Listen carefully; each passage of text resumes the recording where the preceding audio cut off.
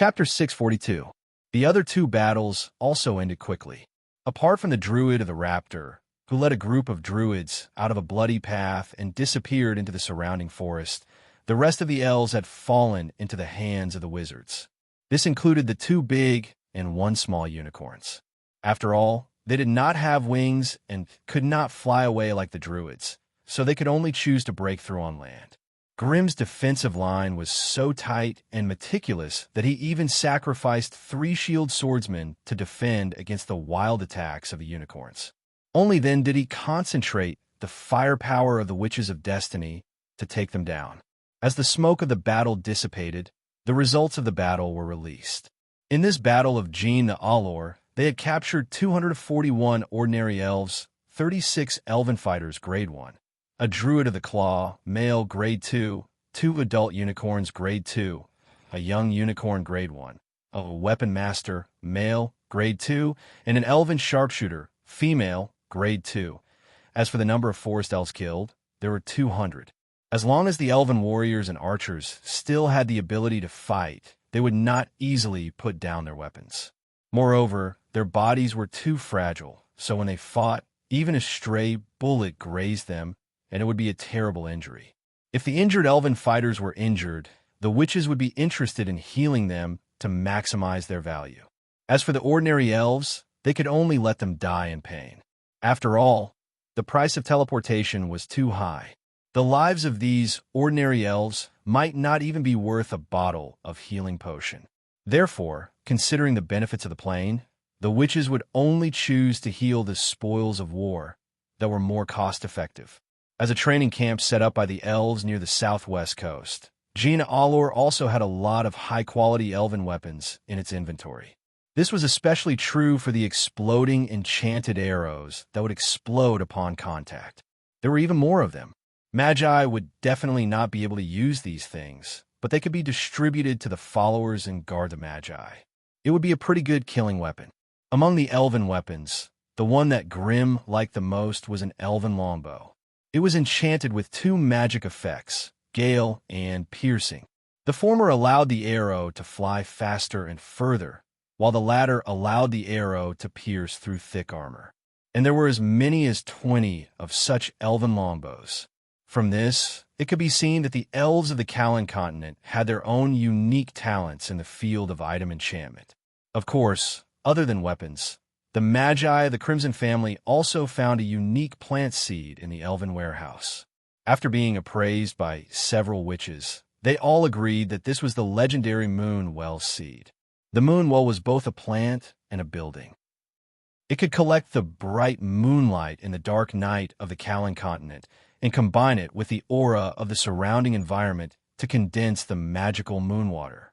On the Callan continent, magic wells like the moon well would only appear in some elven cities as a companion plant to the tall tree of life. Jinthalor was just a training camp, not an elven city. Under normal circumstances, it was impossible for a plant-type elven building like the moon well to appear. In that case, the Moonwell seed was most likely a strategic reserve of the elves. Once war broke out on the southwest coast, Jinthalor, as an outpost, could immediately plant the Moonwell seed and cultivate it into a real Moonwell. This way, the injured elves would have a way to quickly recover. What the elves did not expect was that a terrifying team of wizards would cross thousands of miles of forest and leap over 7 or 8 elven villages to attack Jinthalor.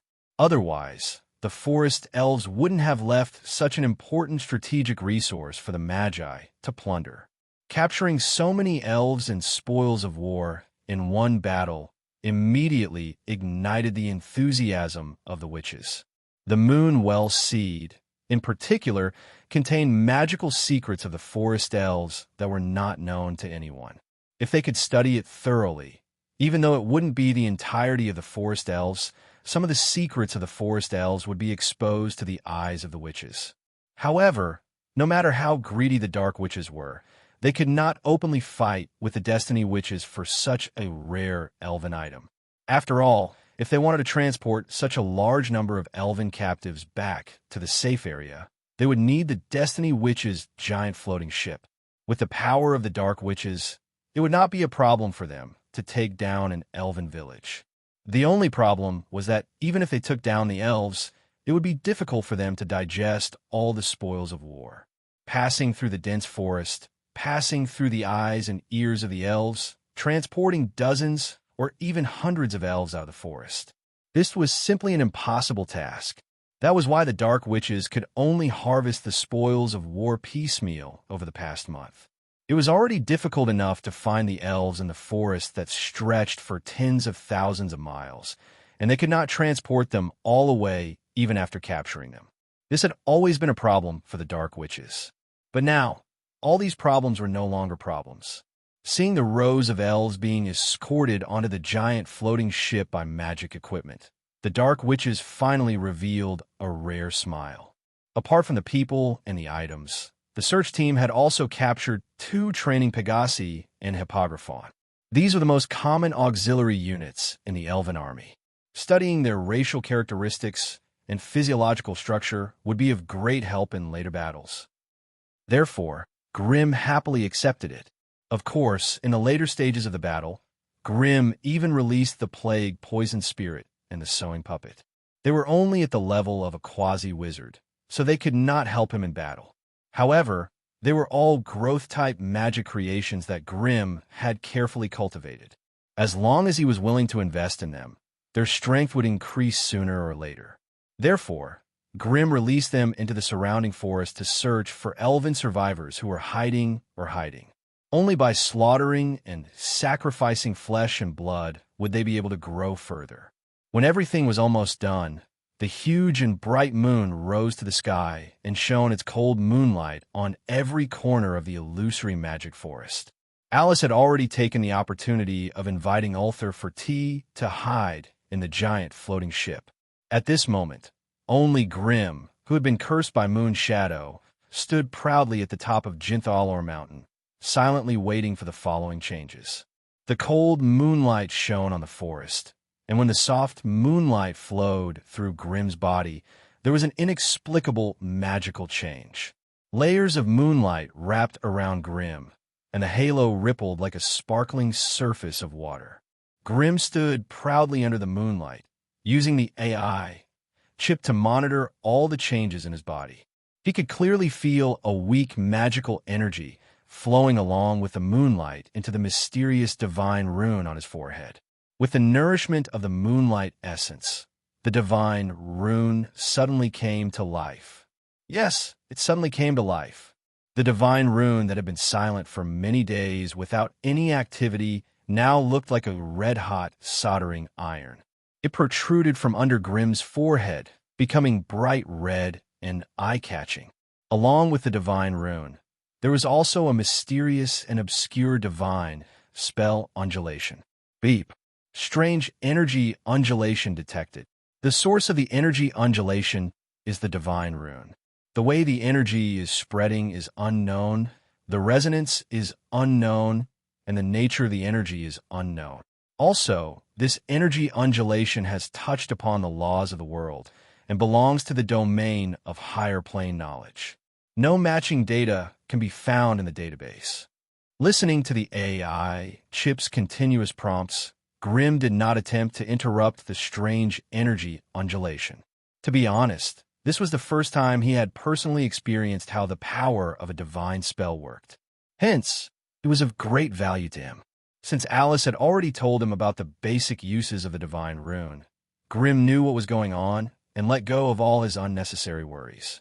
At this moment, all his attention was focused on the AI chip, and he began to observe the process of the divine rune from its silent state to its eruption. Divine force was a powerful force that could rival the laws of the Magus world.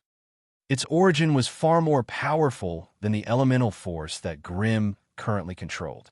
Although divine force and wizard force were incompatible, and Grimm could not change professions to become a divine spell user, divine force was still a high-ranked force that could not be replaced. Therefore, even though he was in danger and the divine rune was pushing him into a death trap, Grimm remained unmoved. He carefully observed and recorded every change of the rune. A strange energy undulation touched upon the laws of the plane, and it rippled outwards. Ordinary beings would not be able to sense the rhythm of these laws. Only those with extraordinary talent or those with special divine spells could borrow the power of a god and successfully decipher the laws of the plane. Sapphire Continent, Central Mountain Range. The main church of the god of moonlight.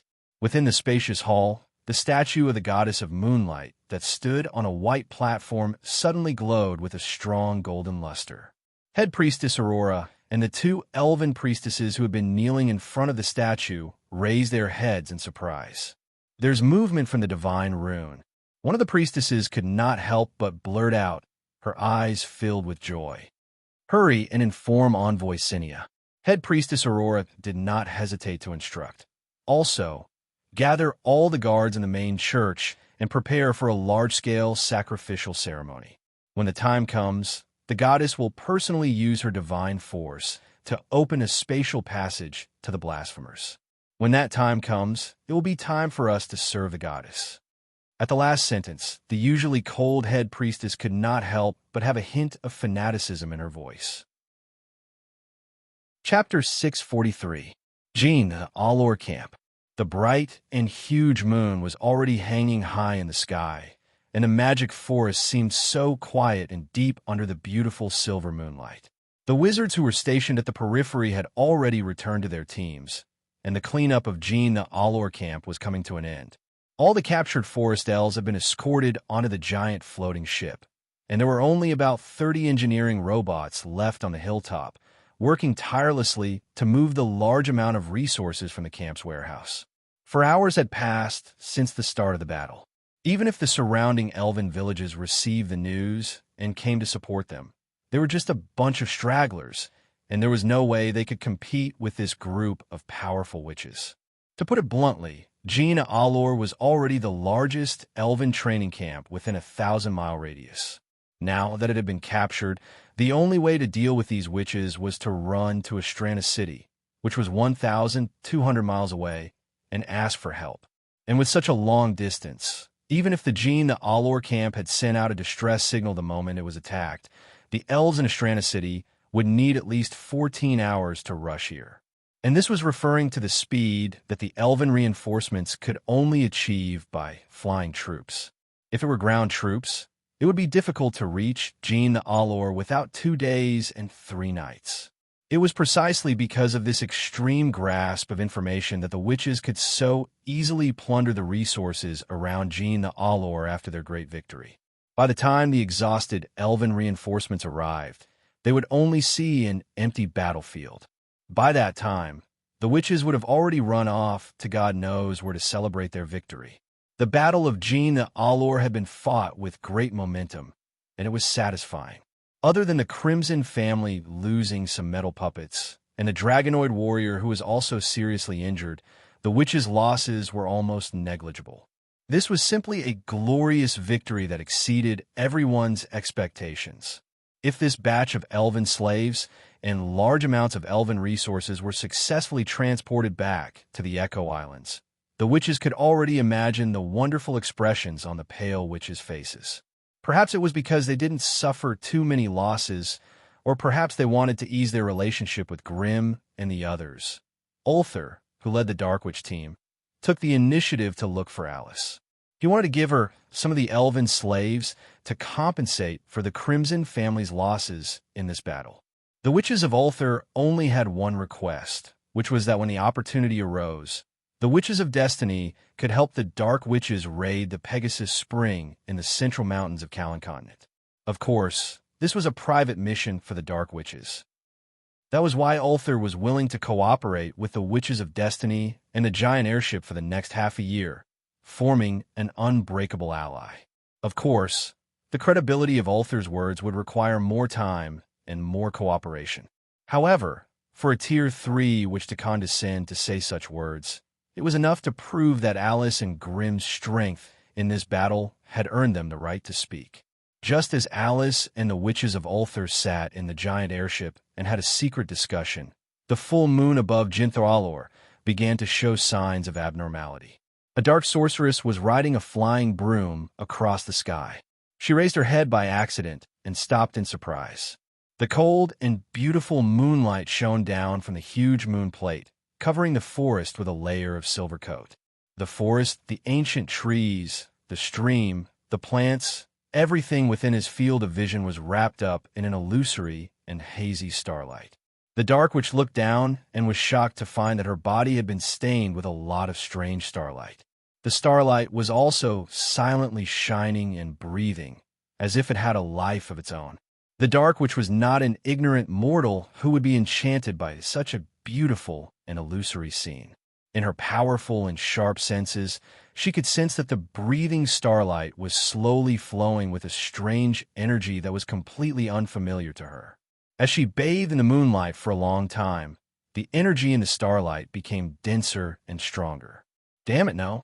This is not the power of a wizard. The Tier 1 Dark Witch suddenly understood and immediately turned around and flew towards the giant airship. As she flew, she used Thunder Spell to let out a deafening scream. Careful, enemy attack. Unfortunately, the small witchcraft that she had casually cast was like throwing a spark into a sealed barrel of oil, instantly triggering a backlash from the moonlight and starlight. Whoosh, with a strange explosion, the originally quiet and peaceful starlight that was filled with a tranquil and mysterious aura suddenly transformed into a terrifying starfire, completely igniting her from top to bottom, from inside to outside. In the next second, the entire forest, the entire world, and all the unnatural life and matter started burning intensely under the illumination of the moonlight. This monstrous starfire seemed to have a strange life of its own. Although it had clearly turned the whole world upside down, it did not affect the forest, ancient trees, plants, flowers, and streams at all. Only the witches, the giant airship, and the battle magic equipment were engulfed in it and burned fiercely. When Ulthar and Alice rushed out of the giant airship in shock, they saw a sea of silver starfire. If one disregarded their identity and quietly sat down to admire this beautiful sea of starfire, the scene in front of them would undoubtedly be an unparalleled beauty that could not be seen in 100 years.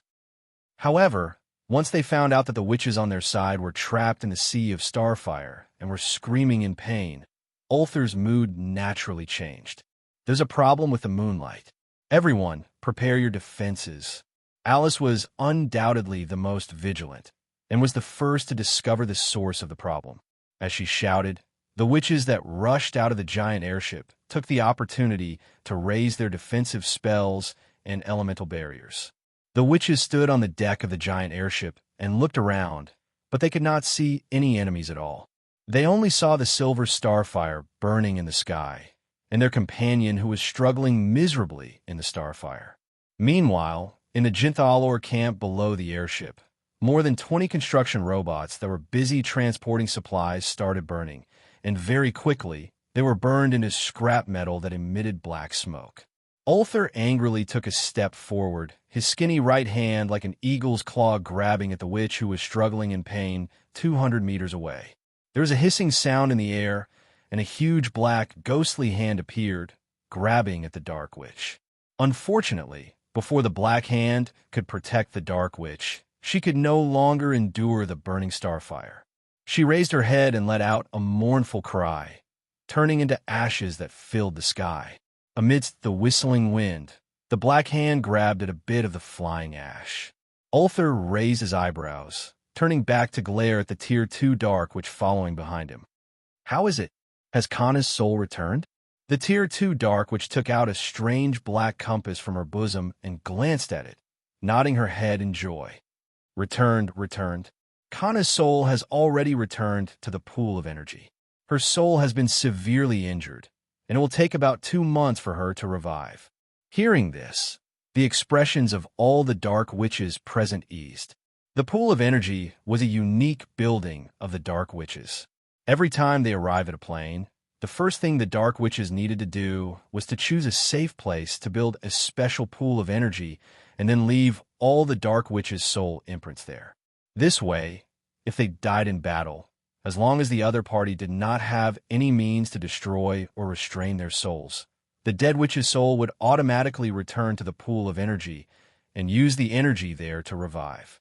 In this trip to the Farron Plain, in the first 7 days, The dark witches had already left the pool of energy in the safest place, the Shadow Island. This way, they would no longer have to worry about dying easily on the battlefield. If a Witch of Destiny accidentally died, she would truly die. On the other hand, they could have multiple lives. This was also one of the main reasons why all the dark witches were so valiant and powerful. The witches stood on the bow of the ship. In just a short while, sparks had already begun to appear on their defensive spells, burning the elemental shields one by one. Among the witches present, the strongest was Ulthar, so everyone turned to look at her. This isn't a spell, it's a divine spell. Damn it, how do we provoke a divine spell user from the elves? Let's go. Don't think about the resources below, leave immediately. Otherwise, when that divine spell user really descends, However, without waiting for Ulthar's orders to be carried out, the bright and holy full moon in the sky suddenly shot out a dazzling silver light, opening up a huge teleportation door in the sky above Jean Allor. Immediately after, hundreds of strange figures of different sizes emerged from the teleportation door, appearing in front of the witches. The teleportation door disappeared, the moonlight faded, the scene returned to the real world once again. However, this time, more than 100 powerful elves suddenly appeared in the sky above Jean Allor. The leader was a beautiful female elf dressed in exquisite elven armor, with a scimitar at her waist and a longbow on her back. Her features were exquisite and picturesque, and her ears were pointed and cute. However, there was a clear mark of a full moon floating between her eyebrows. She stood in the void, and the moonlight that poured down condensed behind her into a mysterious cloak that constantly radiated beautiful starlight. She opened her beautiful eyes and glanced at the devastated Jean Allor. Then, she looked at the numerous witches on the giant floating ship and said angrily, "Blasphemers, today, this will be your burial ground." Chapter 644. A Tier 3 Elven Oracle? After the initial panic, Ulthar finally regained her composure when the enemy came knocking on her door. She displayed the arrogance and tyranny of a Tier 3 Dark Witch. Although the Elven Oracles were usually backed by a powerful god, as long as the god could not personally enter the plane of existence, the god's strength would be completely dependent on the Elven Oracle's personal development. If the Elven Oracle was well developed, the god would be able to exert more power by borrowing her body. However, if the Oracle's basic strength was weak, then the Elven god would only be able to exert limited power by borrowing her body. The witches had always been disdainful of the fighters of the Faerun Plane. Their basic strength was very solid, and their innate abilities were also very powerful. However, in terms of fighting spirit and killing methods, there was a huge gap between them and the witches of the Faerun Plane. The witches of the Magus world were like a group of veterans who had gone through mountains of corpses and seas of blood. On the other hand, the fighters of the Faerun Plane were like pure rookies who had just stepped onto the battlefield.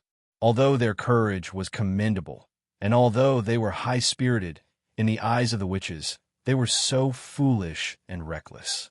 The elven army before them seemed strong and imposing, but if one looked closely, they would realize that the only one who could truly threaten Ulthar was the Tier 3 Elven Oracle. The rest of the elves were either Tier 1 or Tier 2. They could not be considered the elites of the Elven Kingdom. With this understanding, Ulthar, who had been a little flustered, immediately calmed down. As soon as they arrived and saw the devastation on the battlefield, the elves immediately let out a deafening roar and swarmed towards the giant floating ship. Grim and Alice, who were in the crowd, exchanged glances. They lightly stomped their feet, and the floating ship beneath them immediately trembled, activating a translucent energy field around the hull. As a result, the first wave of attacks from the elves was blocked by the energy field. Meanwhile, the 100 or so elves were blocked 100 meters away by the airship's sudden burst of concentrated fire. However, although the energy field was huge and tough, it was still somewhat weak against the attacks of so many powerful elves. Violent and ferocious elemental explosions kept flashing in the energy field, causing the translucent energy barrier to tremble. Listening carefully, he could even hear the crackling sound of the energy barrier about to shatter after being severely pressured. Let's work together to stop these elves and buy enough time for the energy barrier to recover. Ulthar roared into the sky. Her black robe spewed out thick black smoke, which then condensed into a huge red-eyed raven under her feet. G-A-G-A-J. Amidst a series of ear-piercing screeches, Ulthar was carried into the air by the red-eyed raven and charged out of the energy barrier at lightning speed. As soon as he flew out of the barrier, he was greeted by 3 elven feather arrows flickering with magical light. Behind the arrow were 3 different color nature spells. Further away, there were surging waves of spells that resembled an elemental storm. Those who could follow the elven oracles to be transported here to purify evil were naturally not weaklings. Even the weakest of the 100 elves had the combat power of a Grade 1 Dark Witch. When they banded together and charged forward like a hurricane, even a Tier 3 Dark Witch like Ulthar would feel her heart tremble. Ulthar stomped her foot, and the gigantic red-eyed raven beneath her opened its sharp beak. Suddenly, a huge crack appeared in its beak, and a terrifying sound wave visible to the naked eye shot out. Caw! The terrifying sound wave spread through the air like ripples on the surface of water. In the blink of an eye, most of the space within 100 meters of Ulthar had been destroyed. As the ear-piercing screech entered everyone's ears, the elves in the front half of the elven army who were affected by the sound wave covered their ears. Purplish-black blood oozed out of their eyes, ears, mouth, and nose. As for the attacks that had reached Ulthar, they mysteriously melted away like snow on a hot pot. Pooh! Pooh! Pooh! Like dumplings being dropped into a pot. 20 to 30 of the elves who had been ferocious just a moment ago fell from the sky in an instant, temporarily losing their ability to fight. A Tier 3 witch. Careful, she's a Tier 3 witch. Everyone, avoid her. For a moment, the elven army scattered in panic, no longer as aggressive and fearless as they had been at the start of the battle. What are you panicking for? Leave this Tier 3 witch to me. You guys deal with the others. Sania, the Tier 3 elven oracle holding the line, bellowed angrily. She stepped through the air and took large strides towards the terrifying Tier 3 witch. As if aware that the aftershocks of their battle would greatly affect the battlefield, the 2 Tier 3 elves slowly approached Sania while rapidly increasing their altitude. Very quickly, the 2 elves disappeared high in the sky. Only the elemental and energy fluctuations in the air could tell how dangerous and cruel their battle was. The remaining elves looked at each other and suddenly shouted. They gathered into a group and charged towards the floating ship. 112 elves. 11 of them were Tier 2 elves and 101 Tier 1 elves. In just 3 short seconds, Grimm had roughly grasped the enemy's basic strength through the AI chip's quick scan. If such a powerful elven army were to charge over, without the floating ship acting as a barrier, the witches would be crushed in less than 10 seconds. However, even with the floating ship, it would take the elves less than 2 to 3 minutes to break through the thin energy field. Hence, in the face of such a dangerous situation, the floating ship quickly fled into the distance while opening the hatch on the deck. It piled all of its archer-type magic weapons onto the deck and had them use their ferocious firepower to repel the approaching elves. Of course, the floating ship's more powerful weapon was the magic cannons. However, the core power source of the floating ship was an ordinary space furnace, so its energy output was limited. Once the magic cannons were drained of energy, the floating ship's energy field would be greatly weakened. In such a dangerous situation, the elves would probably break through the magic cannon's energy field before the magic cannons were fully charged. Hence, the only thing the floating ship could do now was to send all of its combat magic weapons onto the deck and use their overwhelming metal barrage to hinder or delay the enemy's attack. While the floating ship was going all out, the witches did not stay idle. They formed a temporary combat team in 2s and 3s, each occupying a corner of the deck. They used their own fierce spells to attack the pursuing elves. Although Draconian Zacha had suffered serious injuries during the battle at Jean the Allure, the situation was dire. He could not care less about receiving treatment in the cabin, and endured the pain as he rushed to the deck. "Stay here and protect Alice." Grim immediately gave Zacha a more relaxed order. Although Dragonman Zacha was loyal, he was too valiant in battle and too honest. He did not need to put in so much effort during the battle at Gina Allor. He only needed to hold back the 2 adult unicorns.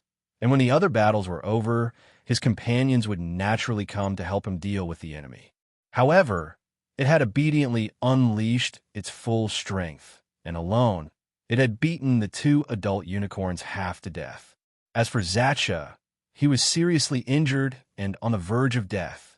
If Grim did not have a lot of rare wizard medicines, it would have been hard to say how badly injured he was. Because of Zacha's solid eye, Grim did not dare to let him out in this battle. He could only let him stay by Alice's side. On one hand, this could protect Alice's safety, and, on the other hand, it would not make him suffer any more losses.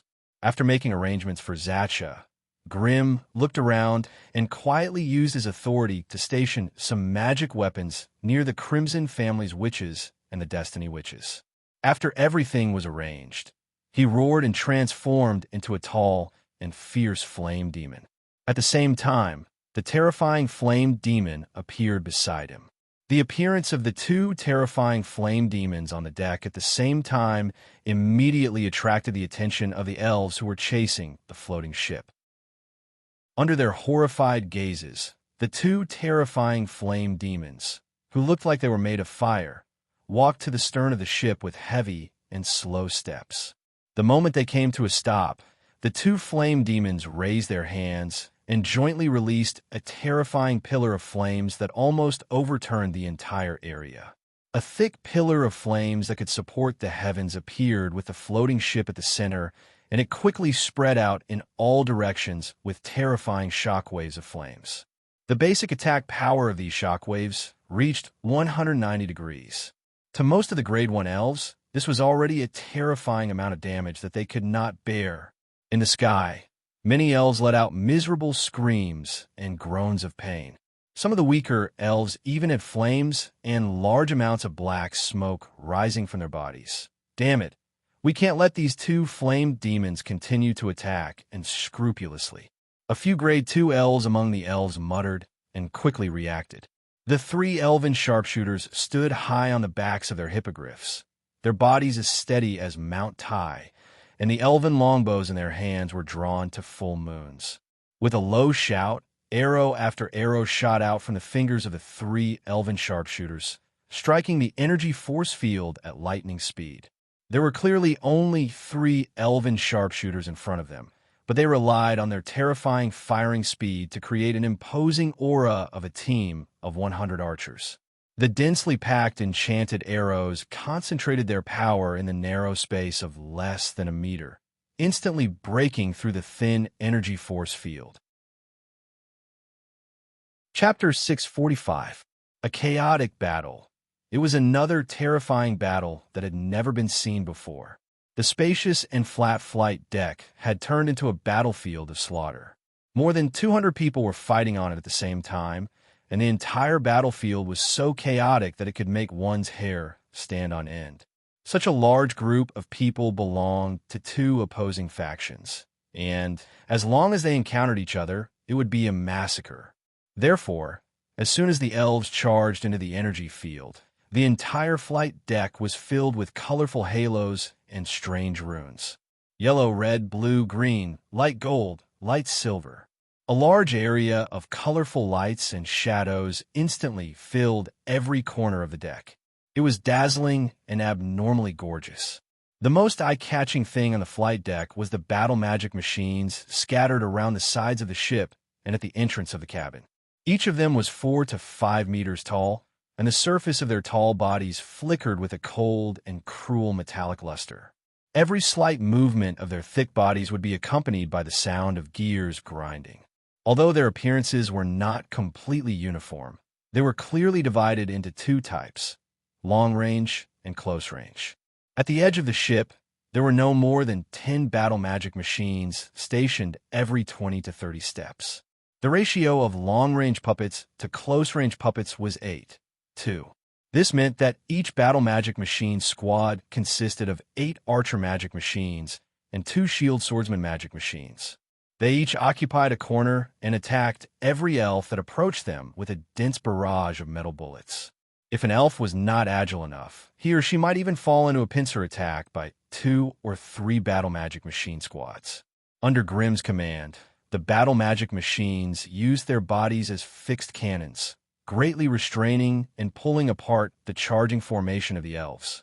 Facing this group of terrifying battle magic machines, the elves could only helplessly disperse and form small combat teams of 2s and 3s to attack and pull out the magic machine cannons one after another. At this time, the witches on the ship became independent attackers that no one paid attention to. They formed small teams and shuttled around the deck as they pleased.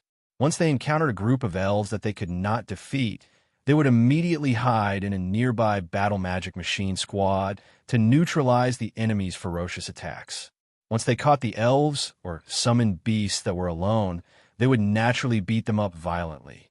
Using this method, the witches, who numbered less than 1/5 of the enemy, were able to resist the enemy's fierce attacks and stabilize the situation. If someone were to stroll leisurely on the deck of the airship right now, they would have the honor of personally experiencing all sorts of attacks and mystical spells. On such a battlefield, even if you were a dragon, you had to coil up. Even if you were a tiger, you had to lie down. Once you were too arrogant and you weren't invulnerable, you might face a real tragedy in the next second. Just like that powerful tier, one pinnacle bird druid who had suddenly transformed into a terrifying Socratic eagle. His entire body was wrapped in a layer of translucent wind vortex, relying on his frightening speed and sharp wind blades to weave in and out of the air above the flight deck. From time to time, he would throw a terrifying tornado at one of the battlefields, stirring up the enemies there into a mess before patting his butt and running away. It was precisely because of his arrogance and unscrupulousness that he successfully attracted the attention of many battle magic machine squads and witches. When he once again flapped his wings and swooped down from the sky, using sharp wind blades to force a fate which to flee in panic, his life suddenly froze at this moment. 3 spears of darkness shot out from different angles, aiming straight for his transformed giant eagle body. This bird druid was indeed worthy of being an elite druid. He flapped his wings continuously, dodging left and right, and finally dodging the attacks of a few dark witches by a hair's breadth. However, when he flapped his wings and flew above a battle magic machine squad, a gray halo filled with the smell of prediction fell on his body just in time. Monster Hold spell. If he was still a human, he naturally would not be affected by this unpopular witchcraft. But at this moment, he just had to transform into a demon beast. Therefore, under the weak influence of the Monster Hold spell, his body that was flapping his wings and flying suddenly became sluggish. This pause was about 1/3 of a second. For an ordinary person, it would not even be enough time to blink an eye. But for the well-prepared enemies, this little bit of time was enough. The nearby 3 battle magic machine squads turned their muzzles at the same time, and in that short period of time, when he was dazed, they used dense artillery fire to smash the surface of the wind shield on the surface of his body. In the next second, when this bird druid raised his neck and flapped his wings in pain, intending to flash to his original position in an instant, dense red dots exploded on his fragile eagle body. When he struggled to escape the ambush area, his body that was dyed red with blood was hit by Poison Centipede Ender's poison mist and Ice Maiden Shefu's ice blast. This Socratic eagle with a wingspan of 7 meters did not fly far in the sky, swaying unsteadily in the sky, and fell head first. Soon, the area where he fell on the deck was trampled by a group of razor boars, berserk apes, and shield swordsman magic machines that were rumbling and galloping past. And naturally, his broken body turned into a lump of sticky blood that was hard to identify. The combination of the sinister witches and the fierce magic machines turned the entire flight deck into a war quagmire filled with death traps everywhere. All the elves that rushed to the deck were wrapped in this torrent, and they were smashed left and right in the middle of it, and they were in a dilemma of life and death. Of course, the elves still had the advantage in numbers. Therefore, under their fierce attacks, the magic machine squads were eliminated one after another, and the witches were beaten up by them one after another. The battle scene was especially bloody and cruel. On the whole, the elves were far superior to the witches in terms of quantity and quality, especially the number of Grade 2 powerhouses. Therefore, in a situation where there was no one to distract them, as long as the Grade 2 elves could stick together and annihilate the magic machine squads on the flight deck was almost a piece of cake.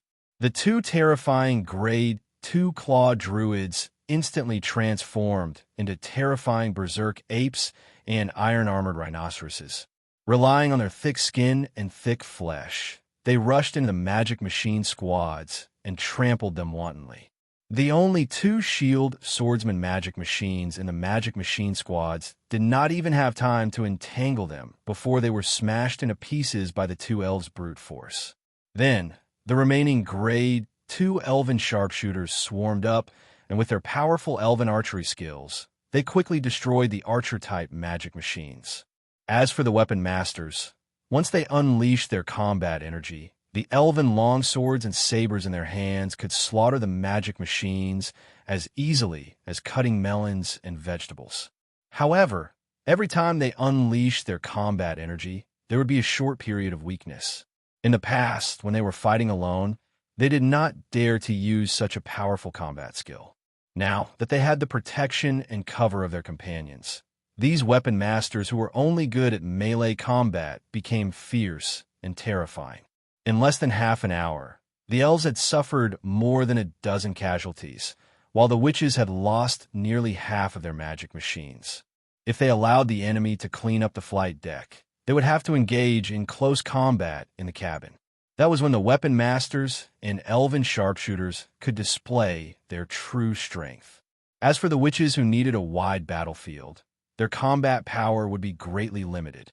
At this moment, the 4 Grade 2 witches on the witches' side could only brace themselves and step onto the battlefield. Grimm sent the heavily injured Dragonman Zacha to Alice's side to accompany her to guard the cabin entrance leading to the interior of the giant ship. Grimm, on the other hand, transferred the Goblin Ripper that Tygol was riding in front of him to act as his wizard guard. As for the Grade 2 Dark Witch, Grimm did not have the authority to order her around, so he could only let her come and go as she pleased. After everything was arranged properly, the two terrifying Balrogs took slow and heavy steps, shaking their frightening bodies that were surging with raging flames as they pressed towards the elven army step by step. The two terrifying flame demons raised their lava hands high, and in an instant, a huge flame barrier appeared on the surface of the flight deck. All the elves who were enveloped by the flame barrier fled in panic. Those who were slow in their escape had obvious burn marks and sparks on their bodies. The joint blockade of 2 Grade 2 flame demons was obviously not something that the Grade 1 elves could easily endure. All the elves were forced to retreat to the edge of the flight deck, where they reorganized their battle formation. The battle magic machines that had suffered heavy losses took the opportunity to retreat, giving up control of part of the deck and retreating to the entrance of the cabin. Strictly speaking, the appearance of Grimm and the terrifying flame demons was equivalent to clearing the battlefield to a certain extent. The center of the flight deck had become a dangerous area that only Grade 2 powerhouses could enter.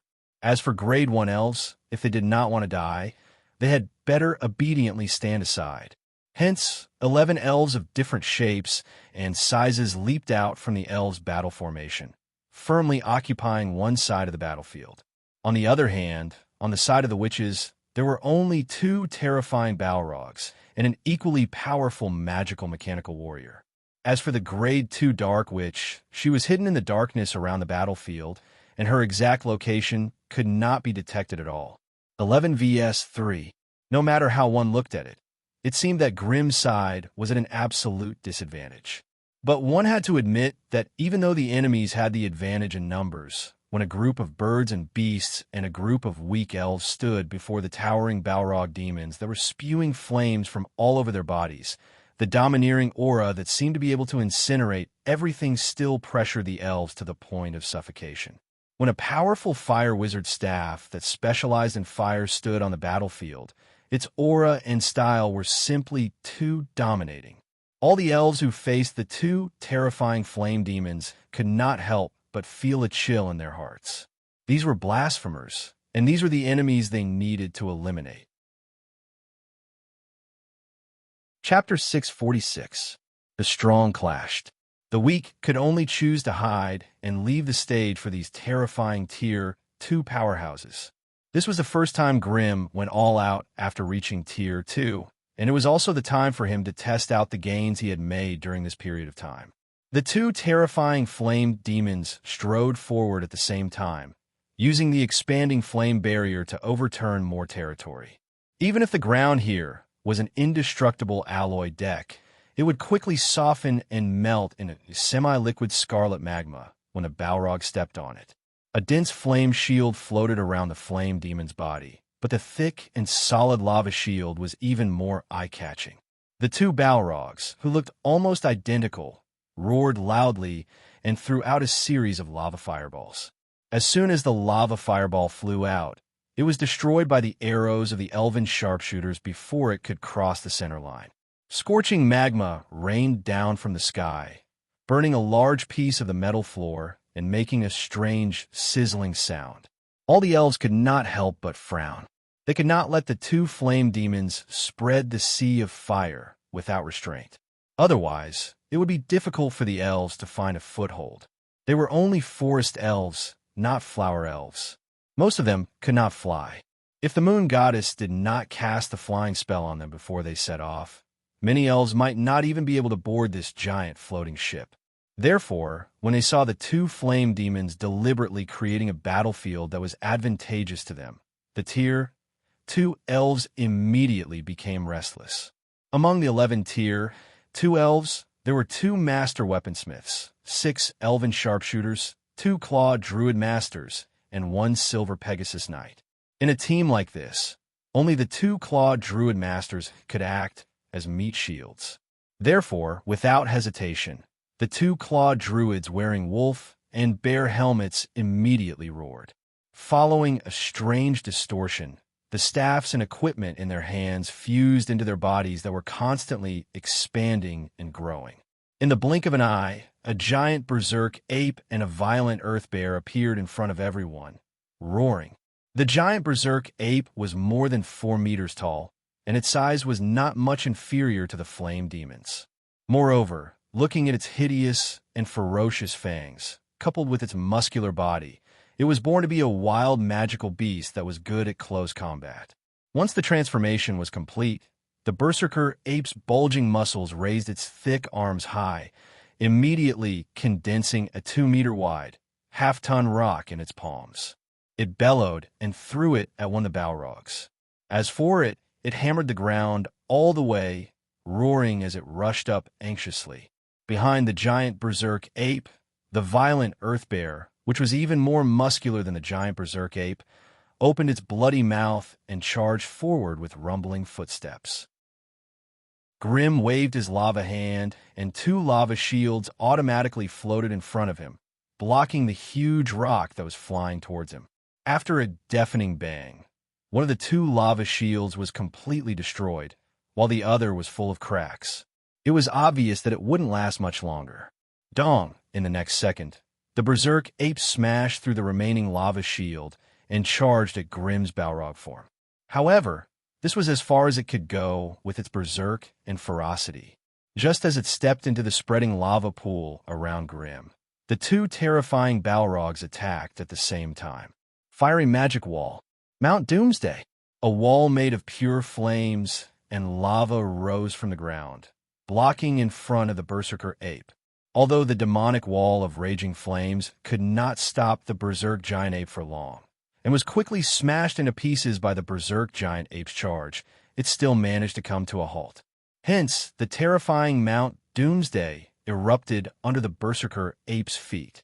The terrifying fire poison, the boiling lava, and scorching streams of flames that could burn through one's skin and bones, and the terrifyingly high temperature that was everywhere.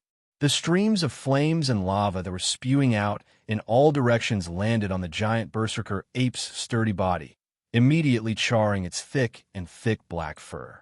Even its sturdy skin, which had pretty good resistance to the heat, was scalded to the point that bloody blisters of varying sizes appeared. Blood flowed out of its body.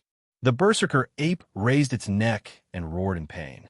Raising its hand, it condensed a huge rock and threw it at Grim.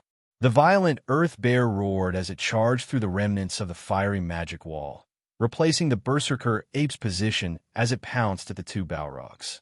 20 meters, 10 meters. Seeing that the violent earth bear was about to reach the Balrogs, Grim let out a soft shout, and two light rings of resistance shot out from his body, engulfing the Balrogs.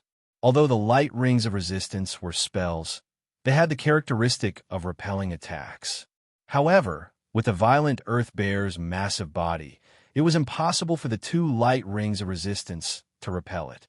Therefore, the violent earth bear was caught between the two light rings of resistance, and it staggered, unable to advance any further. However, it was still unable to widen the distance between it and the two Balrogs. Although the terrifying Balrogs had powerful bodies, they were not true melee creatures. Most of their battle prowess was concentrated in their mid to long-range elemental flames, and close combat was not their forte. Therefore, when Grim saw the two wild magical beasts that refused to retreat, a trace of ruthlessness flashed across his flaming face. "I see flame." Following Grim's roar, the elemental flames that were burning the berserk ape and the violent earth bear suddenly transformed into a strange, icy flame that could freeze and burn anything. The two magical beasts were caught off guard, and they were instantly frozen in a layer of pure white flame. Roar. The two magical beasts roared violently, constantly mobilizing the wild power in their strong bodies, wanting to break through this damned shackle in one fell swoop. But before they could completely get out of the cold flames, Grim shouted again. "Explode." In the next second, all the fire elemental particles that were on the surface of the two magical beasts and seeped into their wounds suddenly exploded. Terrifying flames continuously exploded on the surface of the two beast bodies, causing their flesh to be blasted into a mess. Large amounts of blood were instantly vaporized before they could even sprinkle onto the lava pool. This time, the injuries of the two clawed druid masters turned from light injuries to serious injuries. Although the battle just now was complicated, in reality, it only lasted for 12 to 13 seconds. Just when the elves at the back were ready to cooperate with the two clawed druid masters, they were already heavily injured. As for their enemies, the two terrifying flame demons, they were almost unscathed apart from losing some of their fire elemental energy. The result of this battle was undoubtedly shocking to the elves. They were both level 2 creatures, so how could there be such a huge difference in their battle prowess? Without much time to think, the 6 elite elven archers pulled their bows and released their arrows at the same time. Streaks of arrows that could not be seen by the naked eye whistled towards the two flame demons. This sudden attack also caused the two flame devils to be thrown into confusion. It had to be said that in terms of the fierceness of mid-range firepower, if a high-level archer was equipped with a powerful crossbow, the damage would be far greater than a spellcaster. After all, spellcasters needed hand gestures, incantations, and the coordination of materials to cast spells. They could not be like the high-level archers, who could just raise their hands and shoot arrows, and the arrows would explode as soon as they reached their target. Therefore, in the face of the torrential rain of arrows, Grim and Balrog's fire shield could not even last 3 seconds before it was completely destroyed. If they hadn't erected 2 lava shields in time, the rain of arrows would have blasted them into pieces. This way, Grim and the Flame Demon would not have the chance to continue attacking the heavily injured druids.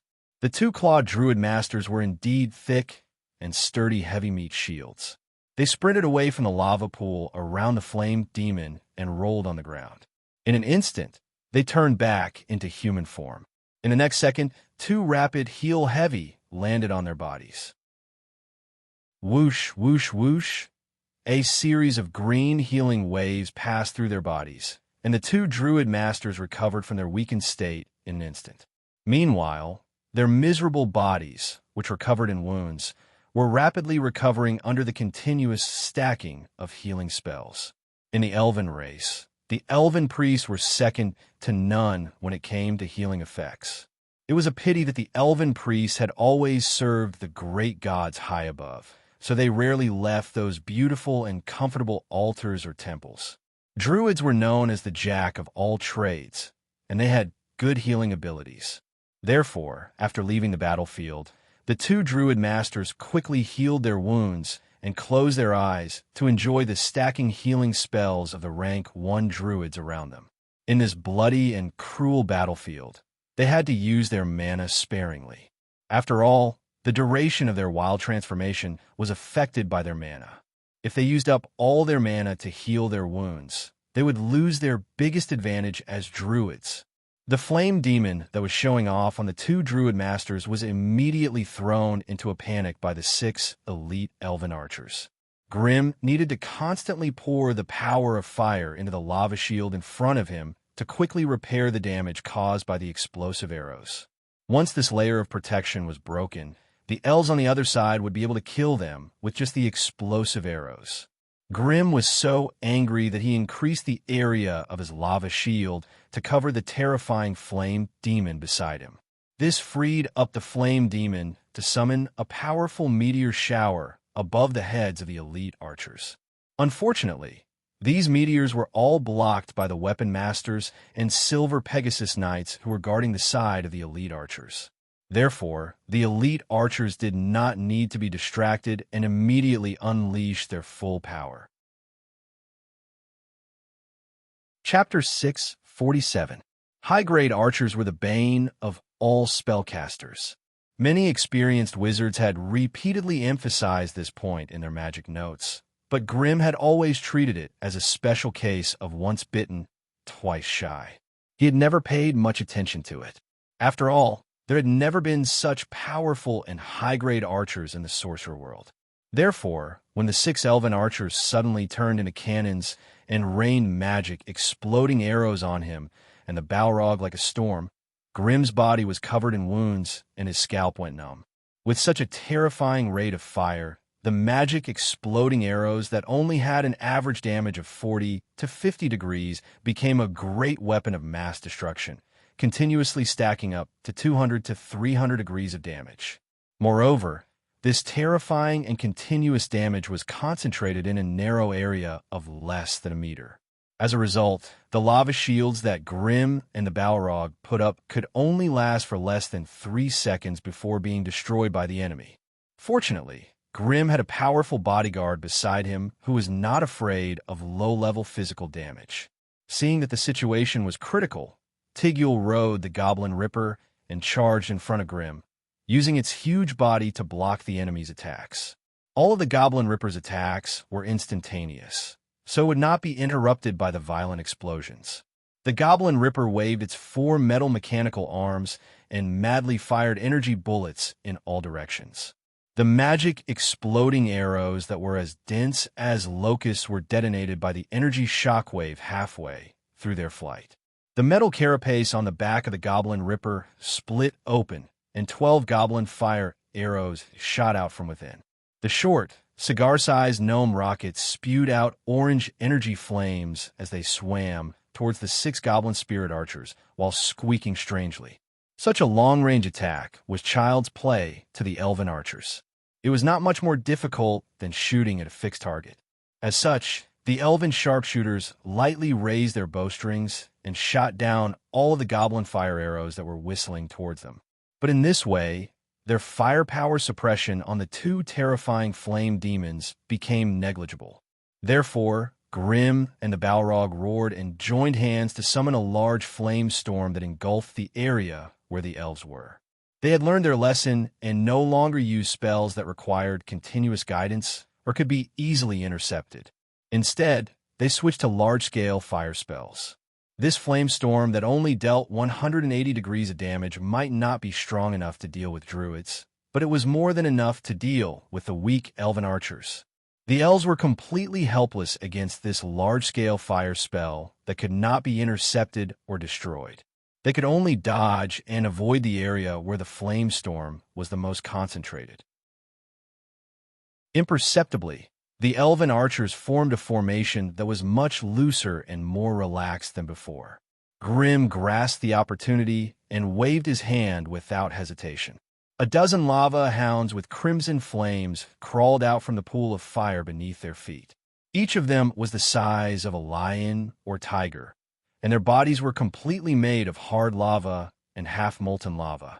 Although most of their bodies were made of hard lava, they did not seem clumsy or sluggish at all. They stepped on the metal deck and flew across the metal cabins, quickly closing in on the scattered elves. Under normal circumstances, the lava hounds that were summoned only had the strength of a quasi-wizard. However, since Grim had chosen to specialize in fire, any fire spell he cast would be much more powerful than an ordinary wizard. These lava hounds had the basic strength of a wizard.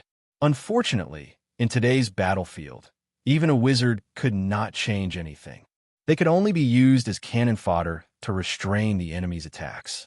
The 15 lava hounds that charged forward could only last for 49 seconds before they were destroyed like vegetables. At this moment, the other large-scale fire spell that Grim and the Balrog had jointly cast was also nearing its end. Flaming Gate. A flaming gate formed from pure flames appeared in front of the two Balrog, and a large number of fire elemental creatures emerged from the Crimson Gate and charged towards the elves. Fire boys, firebirds, fire crows, fire snakes, fire lizards, fire spirits. There were all kinds of strange fire creatures, but most of them were low-grade fire elementals that were 2 meters tall and had the appearance of a human. Although there were many of them, their basic strength was below the level of an intermediate apprentice, and only a few of them had the strength of an advanced apprentice. In order to stop the elves from advancing, Grim used a flame amulet to open a small passage to the fire elemental plane and summoned a large number of fire elemental creatures. After a quick treatment, the two druid masters had basically recovered their battle strength, and most of the wounds on their bodies had healed. Therefore, when they saw the fire elementals that covered the mountains and plains, they roared at the sky and once again turned into terrifying and ferocious magical beasts, roaring as they charged into the crowd of enemies. The two powerful Grade 2 magical beasts were facing a group of fire elementals whose average level was only that of an intermediate apprentice. The way they fought was like a bull charging into a watermelon field. They trampled wantonly, rampaged, and destroyed everything. The low-level fire elementals posed no threat to them at all. Instead, they were easily crushed by the magical beast that they had transformed into. If it wasn't for the flaming gate that would expand and spit out nearly 100 fire elementals every 10 or so, perhaps these little guys would not have been able to withstand the two powerful magical beast attacks. After the battle broke out, the elves in the rear also became restless. The two weapon masters sneered, drew their elven swords, and rushed into the regrouping magic weapons. With the support of their powerful combat energy, the elven swords that were already abnormally sharp became even more invincible. Even the thick mechanical arms of the magic weapons could not withstand a casual strike from the weapon masters. No matter how hard the magic weapons fought, they could not withstand the wanton slaughter of the two weapon masters. The Silver Pegasus Knight was the incarnation of the Swift Reaper. He rode the Silver Pegasus high above the deck. Once a witch revealed an opening, he would instantly transform into a silver light and swoop down from the sky. If the witch that was targeted by him did not have a powerful life-saving method, it was almost impossible for her to escape from the Silver Pegasus Knight's sword. In less than half an hour, two dark witches, one dead and one seriously injured, fell at his hands. Meanwhile, Shurfeng's actions had angered the Tier 2 Dark, witch hiding in the dark. Therefore, as the moonlight dimmed, the entire flight deck became dark and gloomy. When the Silver Pegasus Knight swooped down again to kill a dark witch, the shadow cast by the Silver Pegasus on the flight deck suddenly expanded, and a dozen thick black tentacles stretched out from it. The black tentacles all had terrifying wriggling discs. With a sweep, they wrapped around the forehooves and wings of the silver Pegasus. Then, they suddenly tightened, intending to pull them into the shadow. For the Dark Witches, the shadow world was their home ground. Fortunately, the shadow plane was a completely open plane world. It never rejected the entry of any foreign creatures, nor did it reject most material planes. Therefore, the Dark Witches could easily open an entrance to the shadow plane from the Faerun plane. However, the Grade 2 Silver Pegasus Knight was not an incompetent person. He did not panic in the sudden attack. The elven sword in his hand flashed, and after a few flashes, he actually cut off the black tentacles that wrapped around the Silver Pegasus. The severed black tentacles fell on the flight deck, twitching and twisting like a living thing. Without the support of the dark matter, they were soon unable to maintain their stable form. As the severed tentacles quickly melted, the alloyed deck beneath them was also corroded by the dark matter, forming a huge pit. After getting rid of the black tentacles, the Silver Pegasus let out a long neigh, intending to flap its wings and fly into the sky again. And the Dark Witch hidden in the shadow could not hold it in any longer. A long body revealed itself, as she waved at the Silver Pegasus that was flapping its wings. "Come down," following her shout. A strange pure black chain once again wrapped around the Silver Pegasus. Then it tightened and began to pull it, along with the elven knight on its back, down from the sky. A huge black fog suddenly spread out, engulfing the elven knight and the Silver Pegasus. Immediately after, the angry roar of the elven knight and a loud explosion of battle energy came from inside. Although the fog was blocking, it still could not cover the dazzling elemental brilliance when the battle energy exploded. In the darkness, two figures of different heights collided with each other like a lantern. They were locked in a fierce battle. Worried that the Silver Pegasus Knight would be lost, a weapon master brandished his sword and rushed into the black fog. Thus, the energy in the depths of the black fog became more and more violent. Almost everywhere in the center of the deck, Grade 2 powerhouses could be seen fighting. The energy waves they stirred up were often as high as 1 to 200 degrees. For those Grade 1 witches and elves, this was already a very dangerous level. Once the shields or defenses on their bodies were hit by the energy waves of the fierce battle between powerhouses, even if they did not die, they would lose all protection. At this time, if they were targeted by an opponent of the same rank, it was almost certain that they would die. Thus, those Grade 1 witches and elves avoided the center of the deck, and once again fought at the edge of the giant floating ship. Poison, curses, arrows, swords, war blades, nature spells, wind spells. Every method that could be used was brought out, and everything was done with the goal of a quick massacre. Both sides seemed to have given it their all, vowing to crush their opponent. And in this chaotic battle, Grimm fought with all his might against his opponent while silently observing the abnormalities in the sky. After all, there were still two Grade 3 powerhouses there, and their victory or defeat was the only factor that would decide the direction of this battle. Chapter 648. There were no traces of the battle in the sky, and it was difficult to see what was going on. But every dozen or so seconds, there would be a deafening roar or roar from the clouds high above. What followed would inevitably be a strange change in the weather. At some point in time, the full moon in the sky had also turned dark red and cold. A large mass of dark clouds that were as thick as ink shrouded around it, as if it was going to swallow it whole. Grimm furrowed his brows as he examined the situation, a sense of danger surfacing in his heart. In his mind, the AI chip was operating at full capacity, carefully monitoring any strange movements in the sky. The black and green pillars of light constantly waxed and waned, representing the density and activity of the strange magical elements in the sky. The two light pillars could generally maintain a balanced state, but every now and then there would be large fluctuations and fluctuations. Whenever the green pillar of light had an overwhelming advantage, the full moon in the sky would become cold and murderous, its brilliance boundless. When the black pillar of light had the advantage, the full moon would dim, becoming hazy and illusory. However, what worried Grimm the most was that after 30 minutes of stalemate, the green light was gradually suppressing the black light, and it was getting stronger and stronger. At this moment, Grimm looked into the distance. The large moon in the sky seemed to be right in front of him, rays of bright moonlight falling on his body, hindering the circulation of his mental energy and wizard power. A strange feeling of disgust passed through the moonlight and entered his mind, giving him a sudden epiphany. This world seemed to be rejecting him in disgust. It was not just him. All of the dark witches, witches of destiny, and magi of the Crimson family were being rejected by the world. This rejection gradually turned from an illusory feeling to a strange and clear spiritual imprint, firmly locked onto their bodies, making it difficult for them to focus on the battle.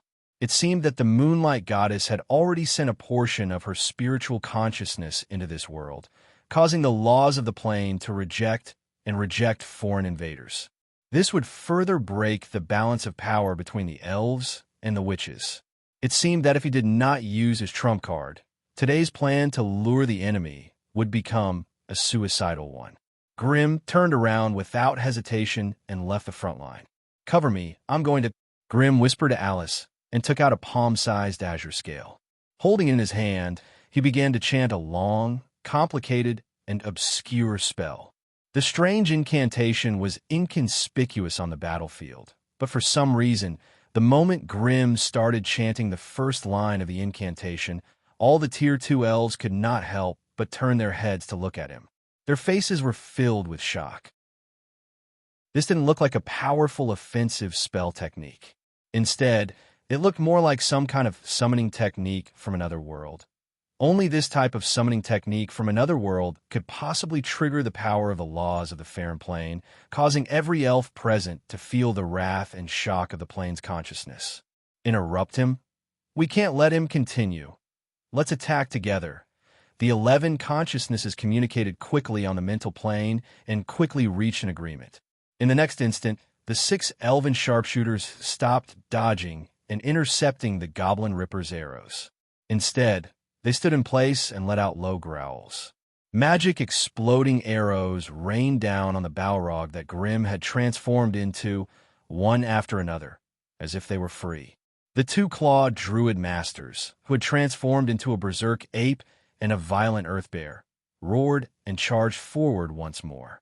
One of them desperately entangled the Balrog, while the other charged at the Goblin Ripper with thunderous footsteps. The Silver Pegasus Knight and the Weapon Master were entangled by the dark mist of the Tier 2 Dark Witch, unable to break free. The remaining Weapon Master dashed forward with nimble steps, dodging the combat magic machines that were charging at him. He seemed to be moving slowly, but he was actually moving very quickly towards Grimm. Tygol controlled the Goblin Ripper to desperately intercept the magic exploding arrows fired by the elf sharpshooters while doing his best to deal with the troublesome berserk ape.